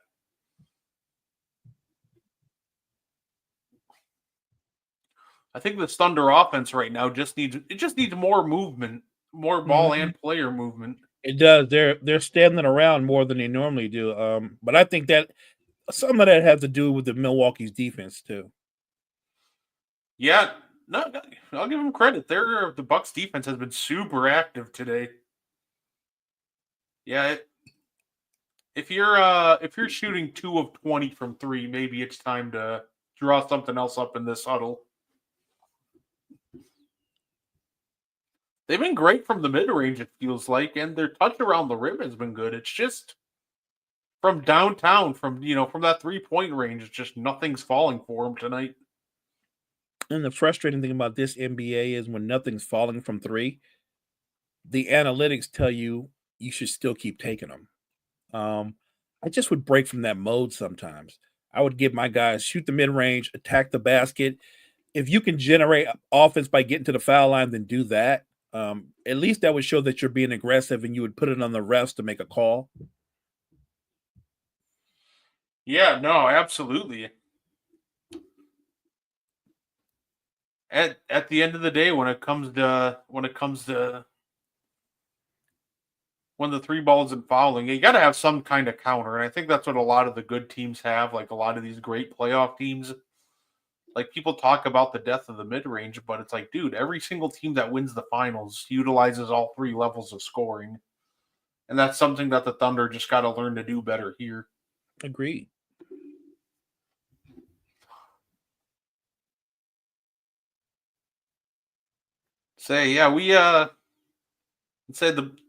That's one thing I do love about having Giannis on the team. Even if the 3 ball isn't falling, then we'll just give it to him and he'll generate an easy look at the basket to try to get our offense going again.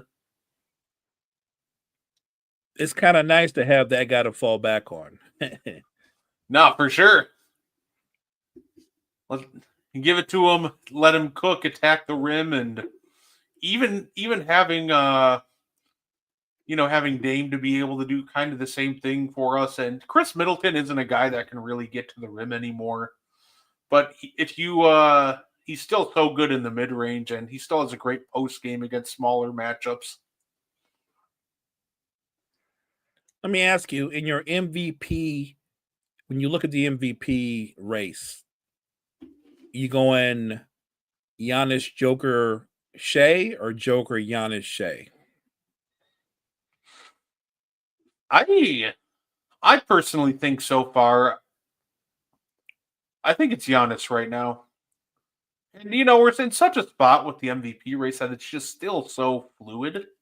For sure. I think they're neck and neck. So every little thing matters. And Joker kind of having back-to-back weaker, 16-point games, while Giannis hasn't, shot under 50% all season and is on a run of scoring 30. I think it's right now, it's the little things that will flip the race. So right now, I would say it's Giannis.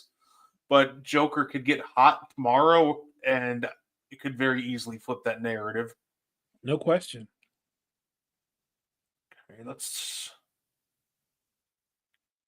come on, Ajax. You know what? I like this though. See the Bucks using their size. Giannis. That I want to see that from Ajax. Even if your shot isn't falling, don't hesitate. Keep taking them.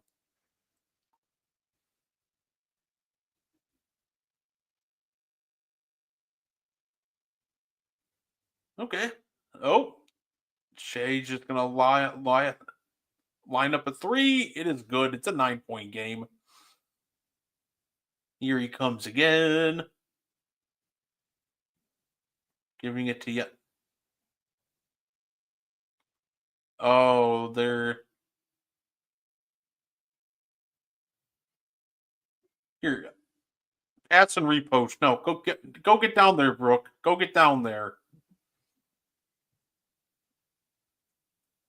Oh yeah, that didn't hit the rim. See, Caruso's tough. You're not going to move Caruso. He's so compact for being such a small body. You kind of got to let like Giannis or Brooke get position on him before passing it to him. So here we go. Oh, good pass. Corner. Williams way. Oh, Caruso went and tried to go for that little putback.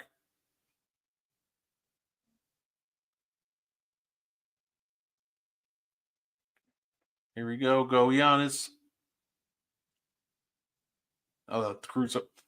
I remember one post I saw, Mo. It was like, who would be the best player here? And they had some great like options. It's like, oh, Giannis with Dirk shot was one of the options. Jokic with Hakeem's defense. But the other option that got me, Mo, is like, oh yeah, Shaq with 90% free throw shooting. I'm like, you know what? Jokic and Hakeem combo would be great. Giannis shooting like Dirk would be terrific. But if Shaq's shooting 90% from the line, oh, it's over. It doesn't matter. It's over. Yeah, all the other stuff won't matter. If Shaquille O'Neal is shooting 90% from the line, as much as he goes to the line, it's over. Yeah, absolutely. So, like, I'm just imagining an NBA Mo where you can't hack a Shaq and you have to try to play that man straight up because he's knocking down 90% of his three. I don't know if any team I don't know if Shaq would never have lost in the finals. I don't know if he ever never not goes to the finals. No, just the fact that he shot the free throws at that high a level forced you to play him straight up. Oh my God, that's crazy. Here we go. We got Dame, Bobby, AJ, Giannis, and who's that in the corner? Ajax still in the game. Little handoff to Ajax. Oh, almost Caruso almost made a great read there. Almost forced a turnover. Little handoff. Come on, Bobby. Nope. Buck started out the quarter good, but they've gone a little cold. But it hasn't mattered because the Thunder are ice cold and they just turn it over again. They call the. I feel like Mark Dagnot's going to get a technical here. Or soon. It's coming. If he doesn't, one of his players will. Oh my goodness. Yeah, they caught him on the arm there multiple times. Yeah. Yeah, they caught. I don't think that one the Thunder can complain about too much because they caught him on the arm multiple times on the drive. But yeah, you can tell they have not liked the way that Giannis has been officiated this game, and I think the technical's coming soon. Yeah, look at Doc. Doc kills me with the come on. Doc's like, call the foul.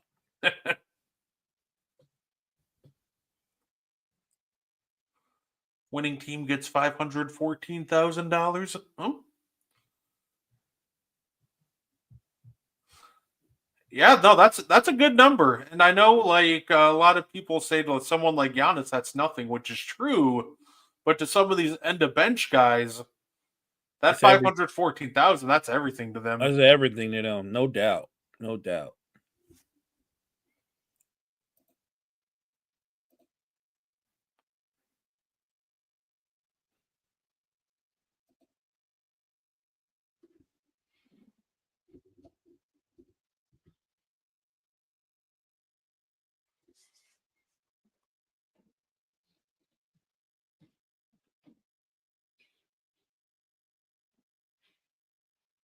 Here we go. Pat Bobby 2-man game. Good job, Bobby. Right. Oh, then that's not falling for Jackson. That's also what I want to see more of Bobby too. My issue in 90% of the time when Bobby posts up, he's going to shoot it, and that just becomes very predictable. Him just looking to pass even a little more does wonders for him.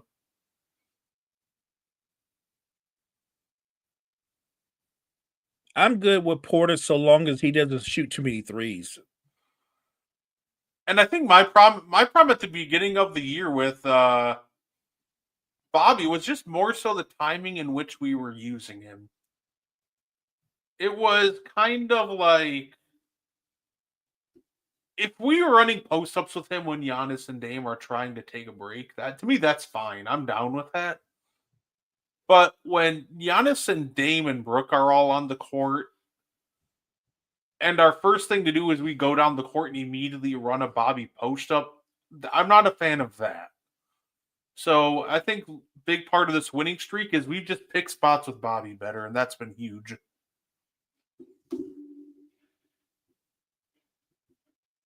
Yeah, Giannis has been unstoppable in the paint tonight, but also a bad free throw shooting night for him. Apparently, all he did to do is just jinx him, knocks that one down.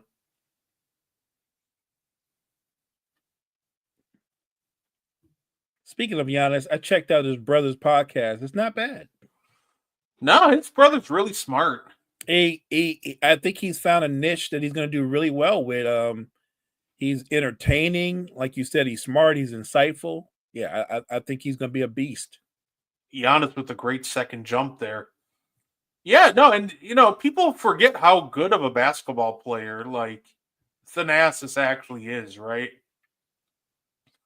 Like people forget that Giannis was discovered because people went to see Thanasis. Thanasis originally, right? Isn't that funny? They went to go see him originally, right? And that's how Giannis was discovered. He was at first nobody knew about Giannis, but they heard how great this Thanasis guy was because he was insanely good in Euro leagues, and that's when people started to see how much potential that Giannis had. That's why when people like started making the immediate comparisons of Bronny James to Thanasis, I was like, that doesn't even make sense because you can't even say that Thanasis was drafted because of nepotism. If anything, you could say that Giannis was drafted because of nepotism because people wanted Thanasis. I'm joking with that, by the way, but I never understood when people immediately were like, oh, well, Bronny and Thanasis are similar. It's like, no, it's not a similar situation at all. I think Bronny's going to be a great player. He just had a great 30 ball in the G League. But to me, that was always a terrible conversation. I hope he's going to be a good player. If I'm being real, I don't know what he's going to be because whenever I've seen him with the big club, he's only getting garbage minutes. So I don't know what he is. I know what they think he'll be, but I think that'll develop over time. Yeah, he's starting to looking like he's starting to get more comfortable in the G League, so that's good. Ooh, Giannis 2 for 2 from the line. That's big. One thing with Giannis is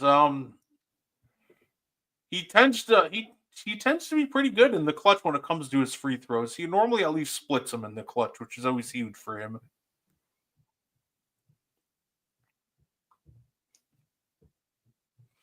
Here we go. That's just Caruso forgetting how long Giannis is. He, I think it's oh, sorry, you can go ahead. no, I just think it's interesting that I'm looking at OKC's rotations. They haven't played Isaiah Joe as much as I thought they would, and he's one of the better 3-point shooters in the NBA. He's not getting any playing time at all, and maybe that's because he's not an elite defender. But I just think their offense is so stagnant. You could use a shooter. I would personally give it that a shot if I was him right now, because right now, if you're OKC, you don't necessarily need more defense. You need more scoring. Correct. Like, I don't think their defense has been bad. You just right now, if you're OKC, you need somebody to put the ball in the basket, and Yeah, that's exactly right, which is why I'm surprised Isaiah Joe hasn't gotten more burn. And I get it. They're small, but that's kind of how they're built. Once you take out Hartenstein, it's a small team. no, absolutely. I mean, that'll obviously be more solved soon whenever Chet finds his way back. But until then, as Gary Trent knocks down a three, yeah, this is the nightmare matchup for OKC, because if you don't have to deal with Giannis, you have to deal with Bobby. If you don't have to deal with Bobby, you still have to deal with Brook inside. And with the smaller lineup, you want to keep everything more towards the perimeter.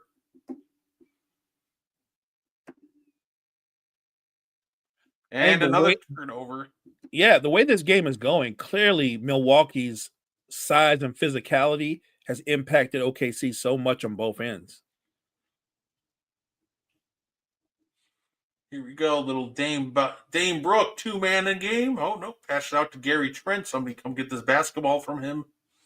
Dame's got to go. Kickball, yeah. Well, only 1.6 seconds left. I would park. Oh, okay, we're doing this with Bobby. Okay, well, turnover. And Shea, nope. So, hey, Bucks up 13 going into the fourth. Going into the fourth, they have imposed their will on the smaller Thunder team. I think the Thunder are complaining because it's been a physical game, and that doesn't really favor OKC. Yeah, no, it's and that's the thing that OKC, I feel like, had to be more prepared for this, because that's what the Bucks are going to try to do. Look at Giannis yelling at the guys to come sit out on the bench. Giannis wants this. He wants this. That's what I love about Giannis, is he's a competitor through and through. He's always going to fight. He's always going to compete. And he always wants it. That's why he does things like call out the equipment managers last year. He just wants to win so badly. And if we keep winning, maybe I don't have to hear every day about a new Giannis trade rumor and how we're sending him to the Knicks for Mitchell Robinson in a second. Yeah, Giannis is not getting traded. We need to stop that. Giannis isn't getting traded. Joker isn't getting traded. Certain guys you can just write off. Luka's not getting traded. I don't think Jason Tatum's getting traded. We can keep going and going. There's certain guys, they're not getting traded. My problem, I was always more salty, though, just because there was always Giannis in the trade machines.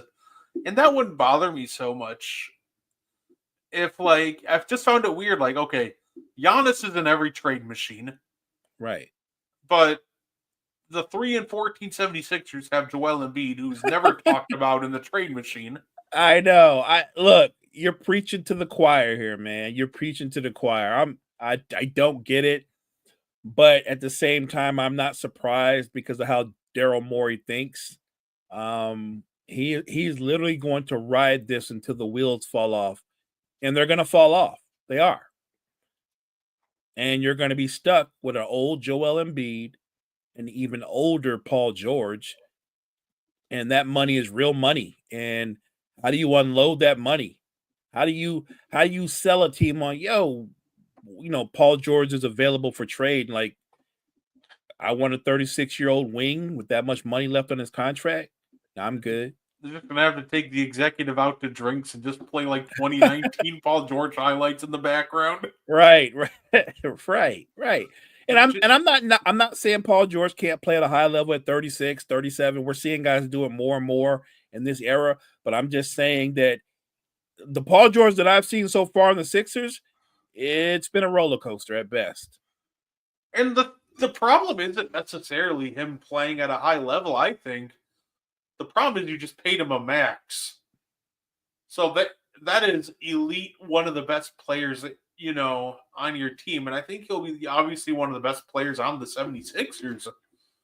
But are you like confident that he can continue to play at like max one of the top, let's say 20, 25 players in the league level at 36, 37, 38? Because that's going to start looking like a lot of lost money if he can't, and you're not a title contender. And then factor in how many games he actually plays. That matters too.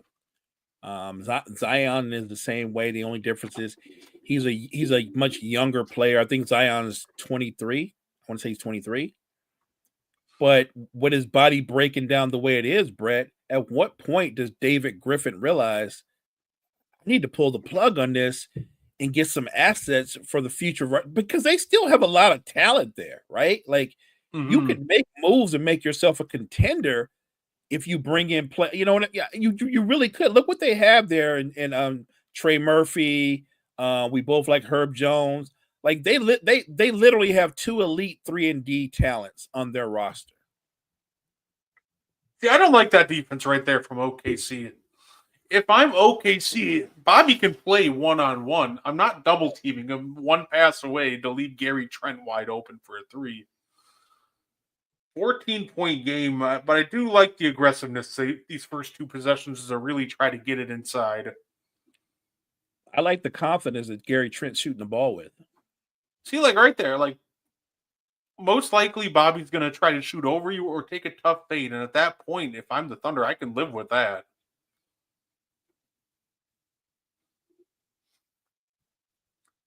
Also, slow down a little bit if you're OKC. It feels like they're rushing shots. Like, I don't like the 20-footer with like 17 on the shot clock. Agreed.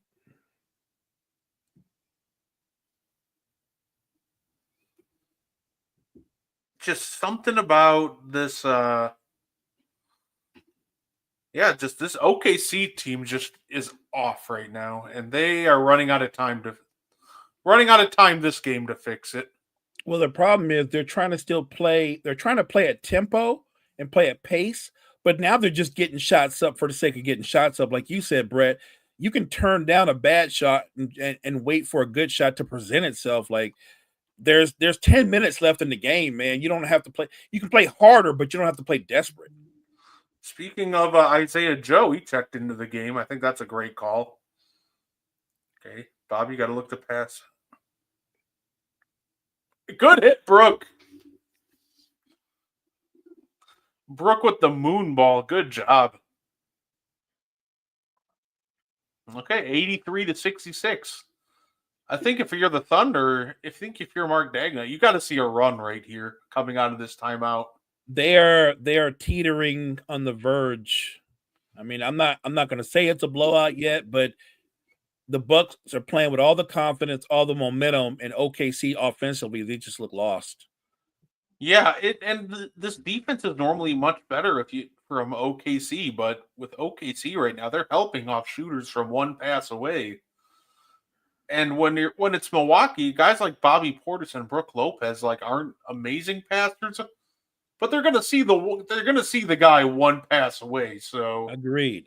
I think you can leave shooters open if you're the Thunder. You have to sacrifice something, but at least make them cross court pass so you have a chance to recover, or if you're gonna be aggressive defensively, recognize who you're closing out on, like who you don't leave open in a rotation. Like, let's not leave Brook Lopez all by himself. Let's not do that. Yeah, and like the possession before, it was double team Bobby and leave Gary Trent open one pass away. Like, correct.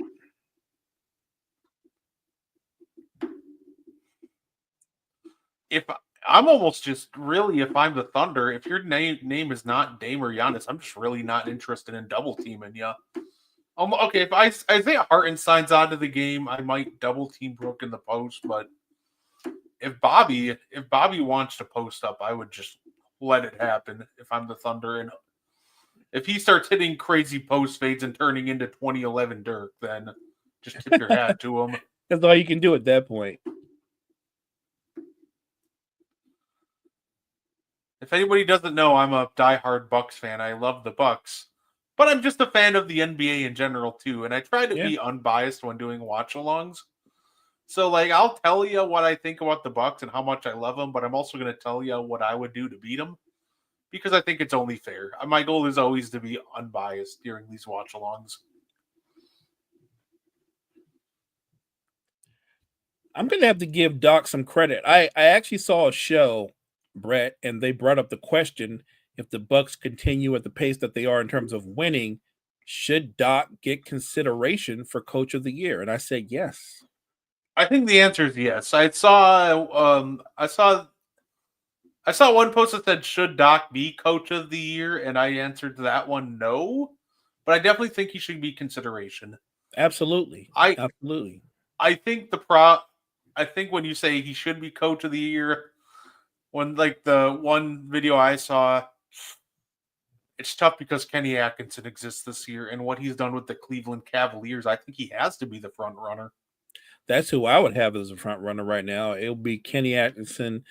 I would say that Joe Mazzulla should get some love. I know they're the defending champions, but teams can easily get complacent, but the Celtics are still very businesslike in their approach, and I think that's a testament to their coach.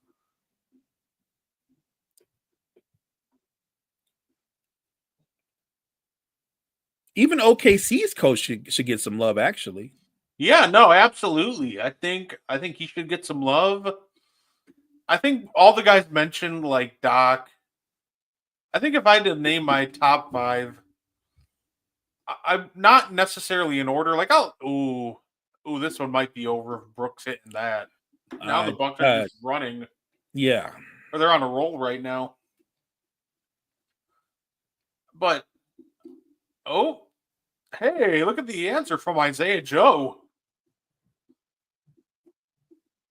I think my top 5, and I know for a fact number 1 for me is Kenny Atkinson, but my other names I'd throw in there is Mark Dagnut, Doc Rivers. I definitely think Ime Udoka deserves love. JJ Redick. I'm kidding. I'll give him all the credit in the world. I think he's doing what he can. I just also he's not. It's an impossible. No, you bring up they're not struggling because JJ Redick's the coach. I would actually say that JJ Redick's been a good coach, and you're right.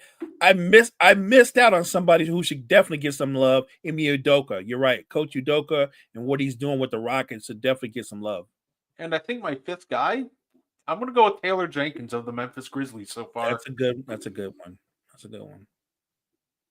You know, I don't try to only pick players in first, second, and third place, but I think in all reality that, 4 out of the 5 front runners, like, they're getting their teams running. Like, what Ime and Jenkins and these guys are doing have been incredible. Let's see what happened here. Oh, yeah, Bobby got him. Oh, Bobby got him in the face. Oh. Yeah, I was looking at one of the Facebook basketball groups that I'm in, Mo, and they I saw the title. It said most overrated players in NBA history, in my opinion. I'm like, oh boy, because normally these are either really good or really bad. Right. So here's this guy's most overrated player. It's in NBA history. Number 1, Tracy McGrady. I think depends on the circle. You could have a case, but I think Tracy McGrady indeed was one of the most talented shooting guards we've ever seen. Just unfortunately, he couldn't stay on the court. If he could stay healthy, but I can see some people definitely do overrate him, but I also think he was that good when healthy. Right. So then I would make the case that if you're talking about from the standpoint of his overall career, then he's probably overrated. But if you're talking from the standpoint of what we saw of him when he was healthy, he was a special player. But yeah, I was one of those people who I'm a big fan of T-Mac. I'm a super fan of Grant Hill. I honestly didn't think. I mean, they're in, and I congratulate them, but I wasn't certain that they should be Hall of Famers. Oh, flagrant. Oh, it looks like he's definitely getting hit with a flagrant. The next name you had in this list, and this is the one I see all the time, Reggie Miller. I Is think he really?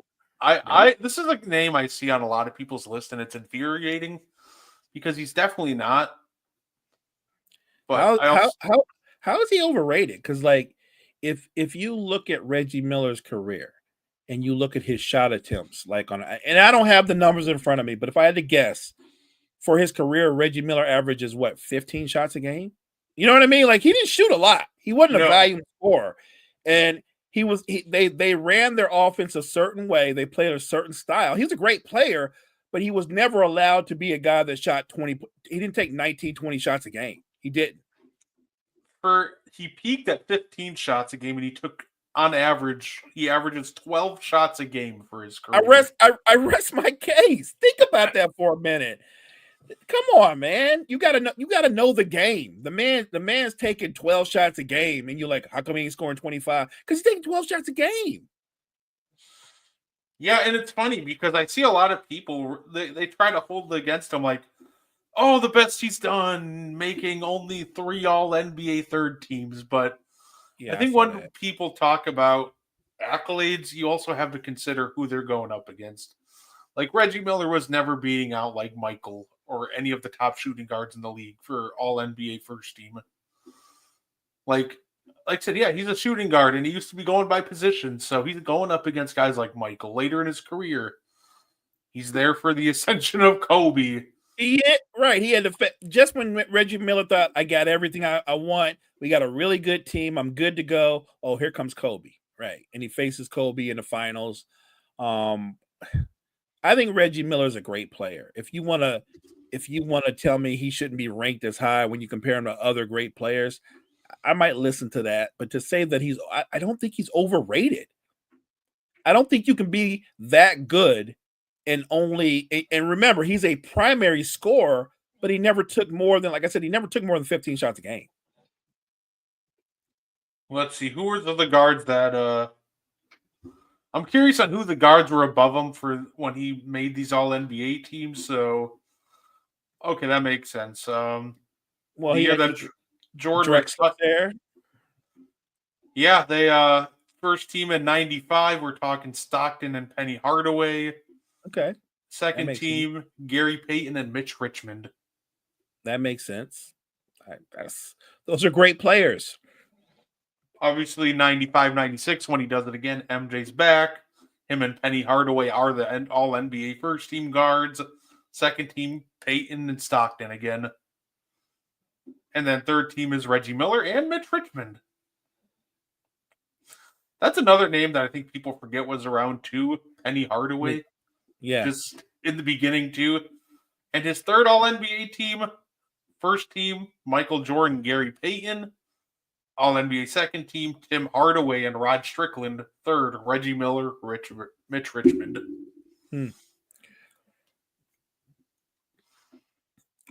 Yeah, I think people forget about Penny because like Grant Hill, like T-Mac, he was just starting to become a superstar, and then the injuries just broke his body down.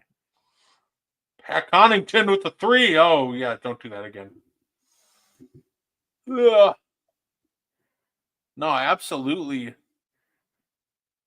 You know what? You just gave me a great idea for a one-on-one matchup. I'm going to put Penny Hardaway in a one-on-one matchup. Ooh, that is a good one.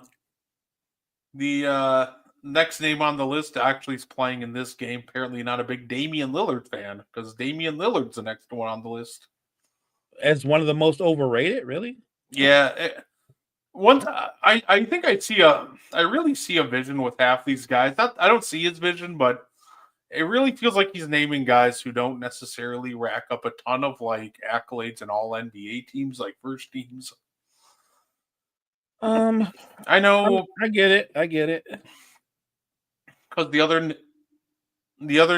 Seamus is that one. Because like some of the other names on this list, I'll go through the rest of it. The next two are actually kind of crazy. We got Allen Iverson, John Stockton, Chris Bosh, Vince Carter, Bill Laimbeer, Dennis Rodman, Derrick Rose, Stephon Marbury, Joe Dumars, Dan Marley, and Mark Price. It's such a That's a weird.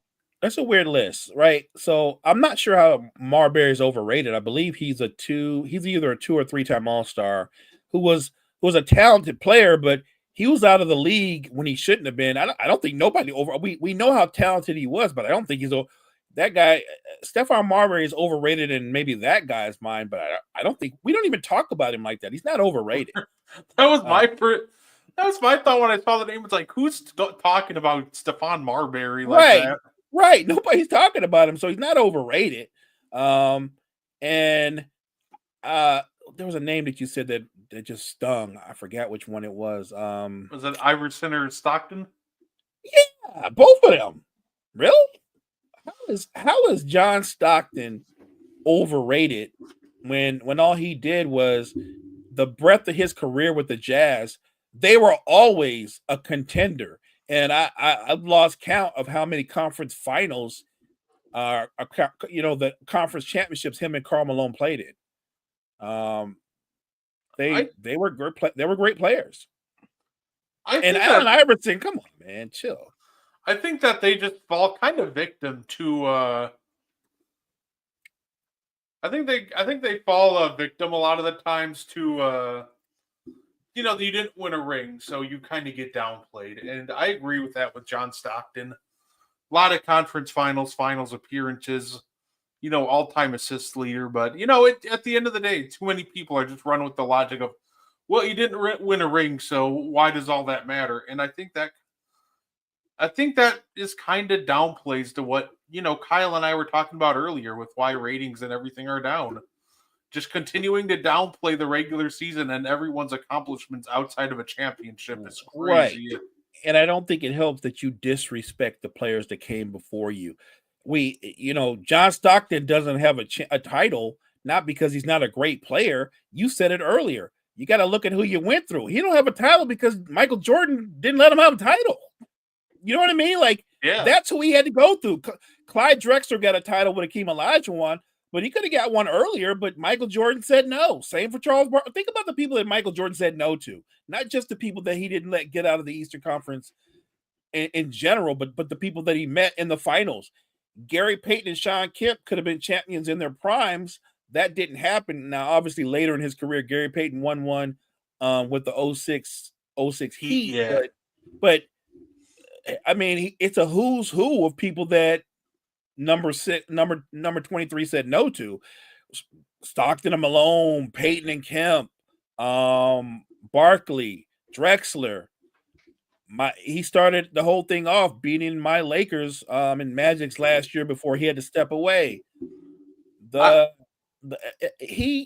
LeBron's done the same thing to a degree, and Steph's done the same thing to a degree. It happens. Yeah, absolutely. I think the guy who almost got. It's funny because the guy who maybe got hurt the most by Michael Jordan just might be Karl Malone. Think about if Michael Jordan's not around, we're talking about a different timeline where, and I'm not a big Karl Malone guy, obviously, but he did some great stuff on the court. I'll give him credit for that.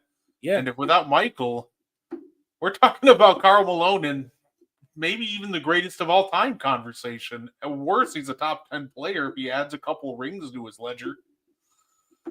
Right. Without Jordan in the way, I think Stockton and Malone have back-to-back championships, right? Mm-hmm. And more than likely, Malone would be a 2-time Finals MVP, and that would change his whole career. I mean, he's an all-time great player anyway, but that would change his whole career arc. Like Karl Malone is a 2-time champion and a 2-time Finals MVP. Say, Charles Barkley with the rings, Shaq couldn't make fun of him all the time. I know, God. Him and Shaq, when they go back and forth, the conversation always ends when Shaq and Kenny start talking about rings. No, absolutely. And there's another guy who released his list, Mo, and I think this could be fun for us to do of his top 50 offensive peaks. I think we did a Okay. shorter version of this, but no, this guy went all in, and I'll give him all the credit in the world. He really put some thought into this. Like, we got names like Bob McAdoo and Mark Price on here. Bob McAdoo, when he was with I think it was San Diego Braves, or was it Buffalo? I don't know, but he averaged like 34, 35, won an MVP. Like, Bob McAdoo could put up numbers, no doubt. If you do that, and you're that thorough, then you're going to look at some of the things that Moses Malone did too. Mm-hmm. Well, since this game is starting to get out of hand, why don't I give you the top 10, because this is quite interesting, in my opinion. I'm here for it, partner. Shout out to Matt Bork in NBA discussions.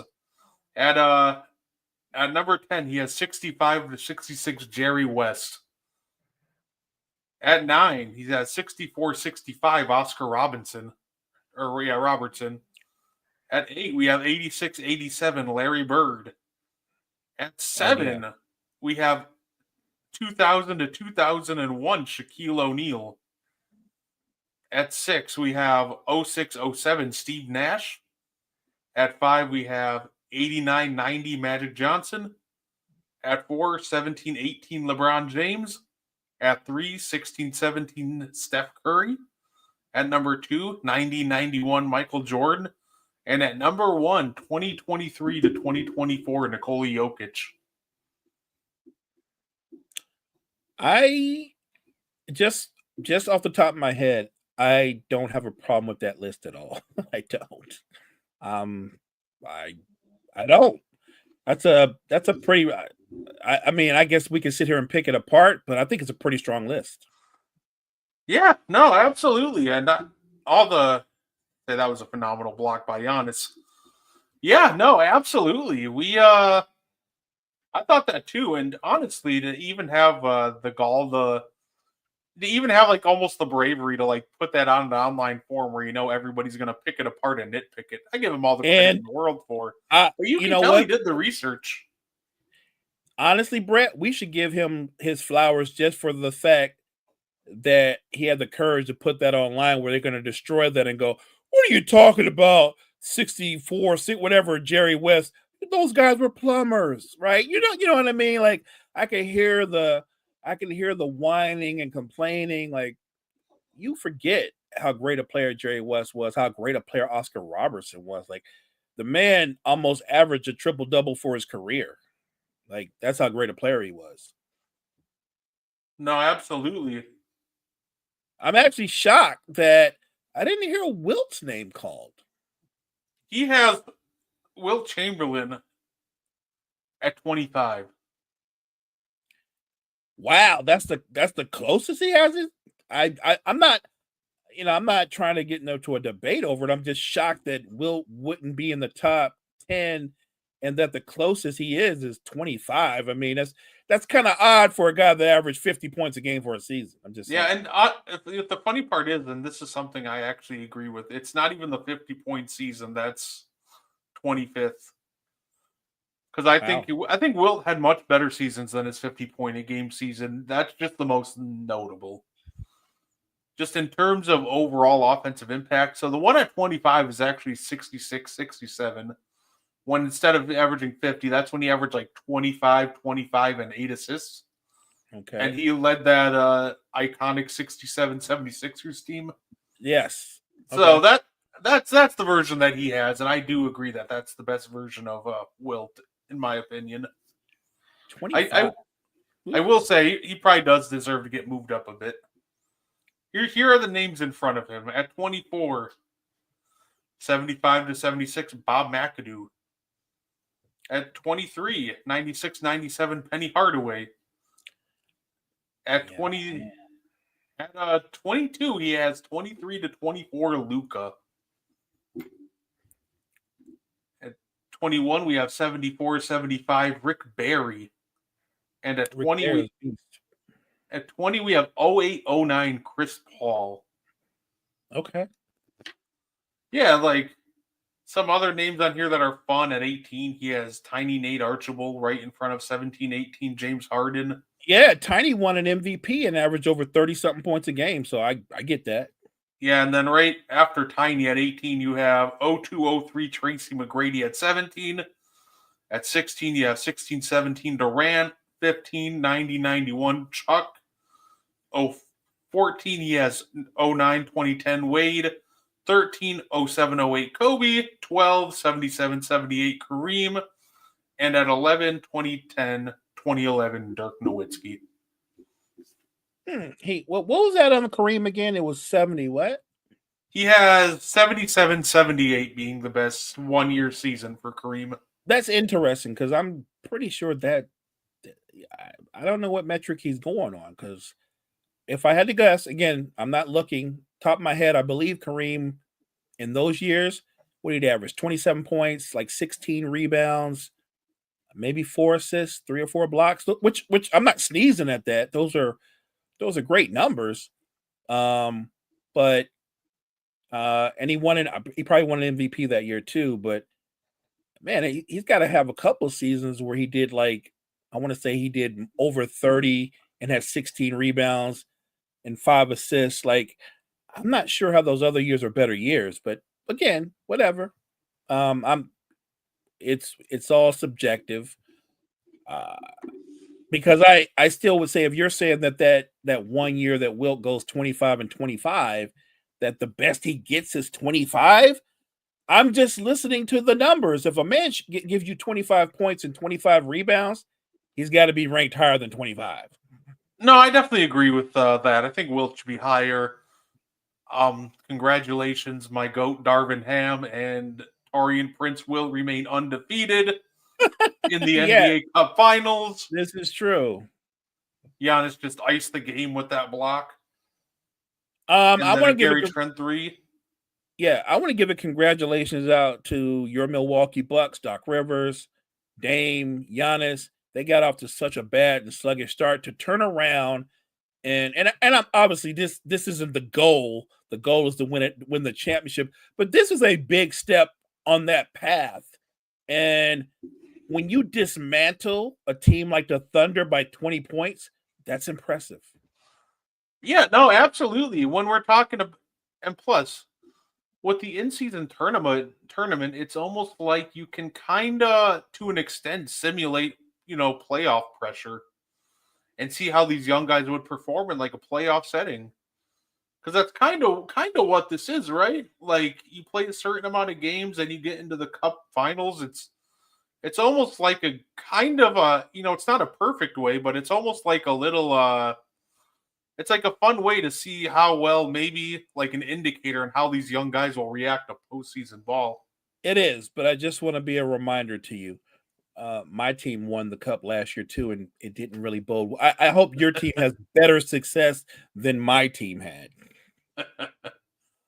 I'm hoping so. Get downhill. See, as I just saw AJ Johnson right there. You can see the speed that makes him so dangerous. He got downhill really quick. He's just got to really learn how to stop. Yeah, most like definitely. He's fast, but he's got to learn how to play slower. It's kind of like that same situation we saw with De'Aaron Fox and guys when they first came into the league. I'm not trying to say AJ Johnson's going to be De'Aaron Fox, but a lot of these faster athletic guys, the hardest challenge that they have is to slow down. Like right there, he's got to hit that corner pocket for a pass, but instead he just kind of went up and out of control. No, I agree. I'm with you 100%. There are a lot of guys that I saw that came into the league that they almost play too fast. And I'm not just talking about guards. I'm talking about some bigs that you have to learn to slow down. And when you're doing your moves, when you're going into your moves and going with your footwork, so many of these guys play almost too fast that they're their own worst enemy. Oh, we're bringing them onto the court. It's over. Oh, Thanasis was there. That's why we won. We're 8-0 now with Thanasis on. Which means the Thanasis got to show up at every game now. If that man isn't at every playoff game, I'm going to riot. But it is over. The Milwaukee Bucks are your in-season Cup champions. And we know who the Cup MVP is going to be, and it's well-deserved. Giannis Antetokounmpo. Look, like I said, they came in on a mission. I thought they did a great job after the first quarter slowing down OKC, and they made it about half court offense. They also made it about physicality. I thought the Bucks were more physical on both ends of the court, and you could tell because more times than not, OKC was looking at the referees for help. Give your Bucks credit. I just think they kind of manhandled OKC in the paint, and that was the difference. The defense was outstanding. I thought they frustrated Shea a little bit. I think they got the J-Dub and company. I don't know what the final numbers were, but I know OKC was horrible from three.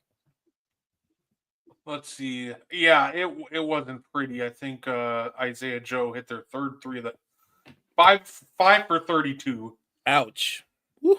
Ouch. The 16%. For context, the Bucks were 17 for 40% from three, like 43%. So overall, yeah, the Bucks dominated with physicality and took advantage when they did. They played how I like teams to play. Just I know the three ball is important, but the Bucks played from the inside out. Agreed. And I feel like that's just the best way to play offense. Great game. I enjoyed it. I always enjoy the game within the game because between on the breaks, you and I chop it up about a number of topics. But the game, it was a really good game up until the third quarter when the Bucks just broke out and separated and took total control. Again, I want to give credit to Doc Rivers, coaching staff, Darvin Ham, Giannis, his teammates. You could tell that Milwaukee, especially their leader, Giannis, was on a mission. I thought they approached this game the way you're supposed to approach it, like it's a playoff game. You pointed it out. Are you going to approach it that way with that kind of intensity? I think you got the answer to the question.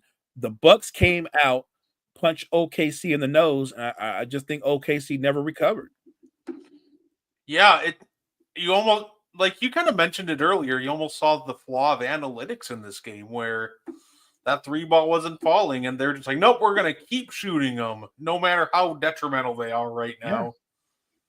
Yeah. Even though they were hitting on those floaters and their mid rangers and start. That's why they stayed in for the first half. But they came out in the second. They relied too much on that three ball, and that just came back to kill them. I thought your Bucks interior defense was outstanding. That even when Shea and J-Dub did get to the basket, Brooke or Giannis was contesting it. They didn't always block the shots, but they changed them or they altered them. Again, that's all about effort. That's about team defense. The Bucks just played a great game, a complete game. I'm looking at the Bucks, and I think you take this momentum from winning this, and you lean on it going forward through the rest of the season. I asked you earlier, were the Bucks, when it's all said and done, do you think they're going to be one of the top three teams in the East? Barring injury, I think they will be. I think they're going to be right there. You're really contending with the Cavs and the Celtics. But I want to remind people it's an 82-game season. Cleveland's in first place right now, but that could easily flip. That's how close it is when you look at the top of the East. Yeah, no, absolutely. And the thing with the Bucks that I love and also sometimes hate is we tend to play up or down to our competition. So against teams like the Thunder, you're getting our A-plus game. We're always going to bring it. It backfires because we run into teams like Brooklyn and Memphis, apparently. We just get absolutely punched in the throat and never recover. But overall, the Bucks have been rolling. I love to see it. And hopefully this continues and we can just continue to get hot as the season progresses.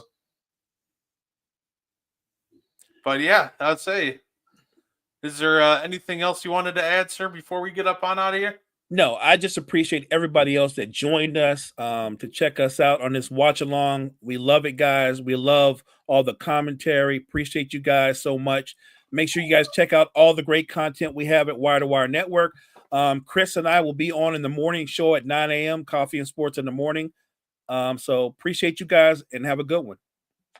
Yeah, everybody who tuned in, definitely appreciated. Thank you, everybody.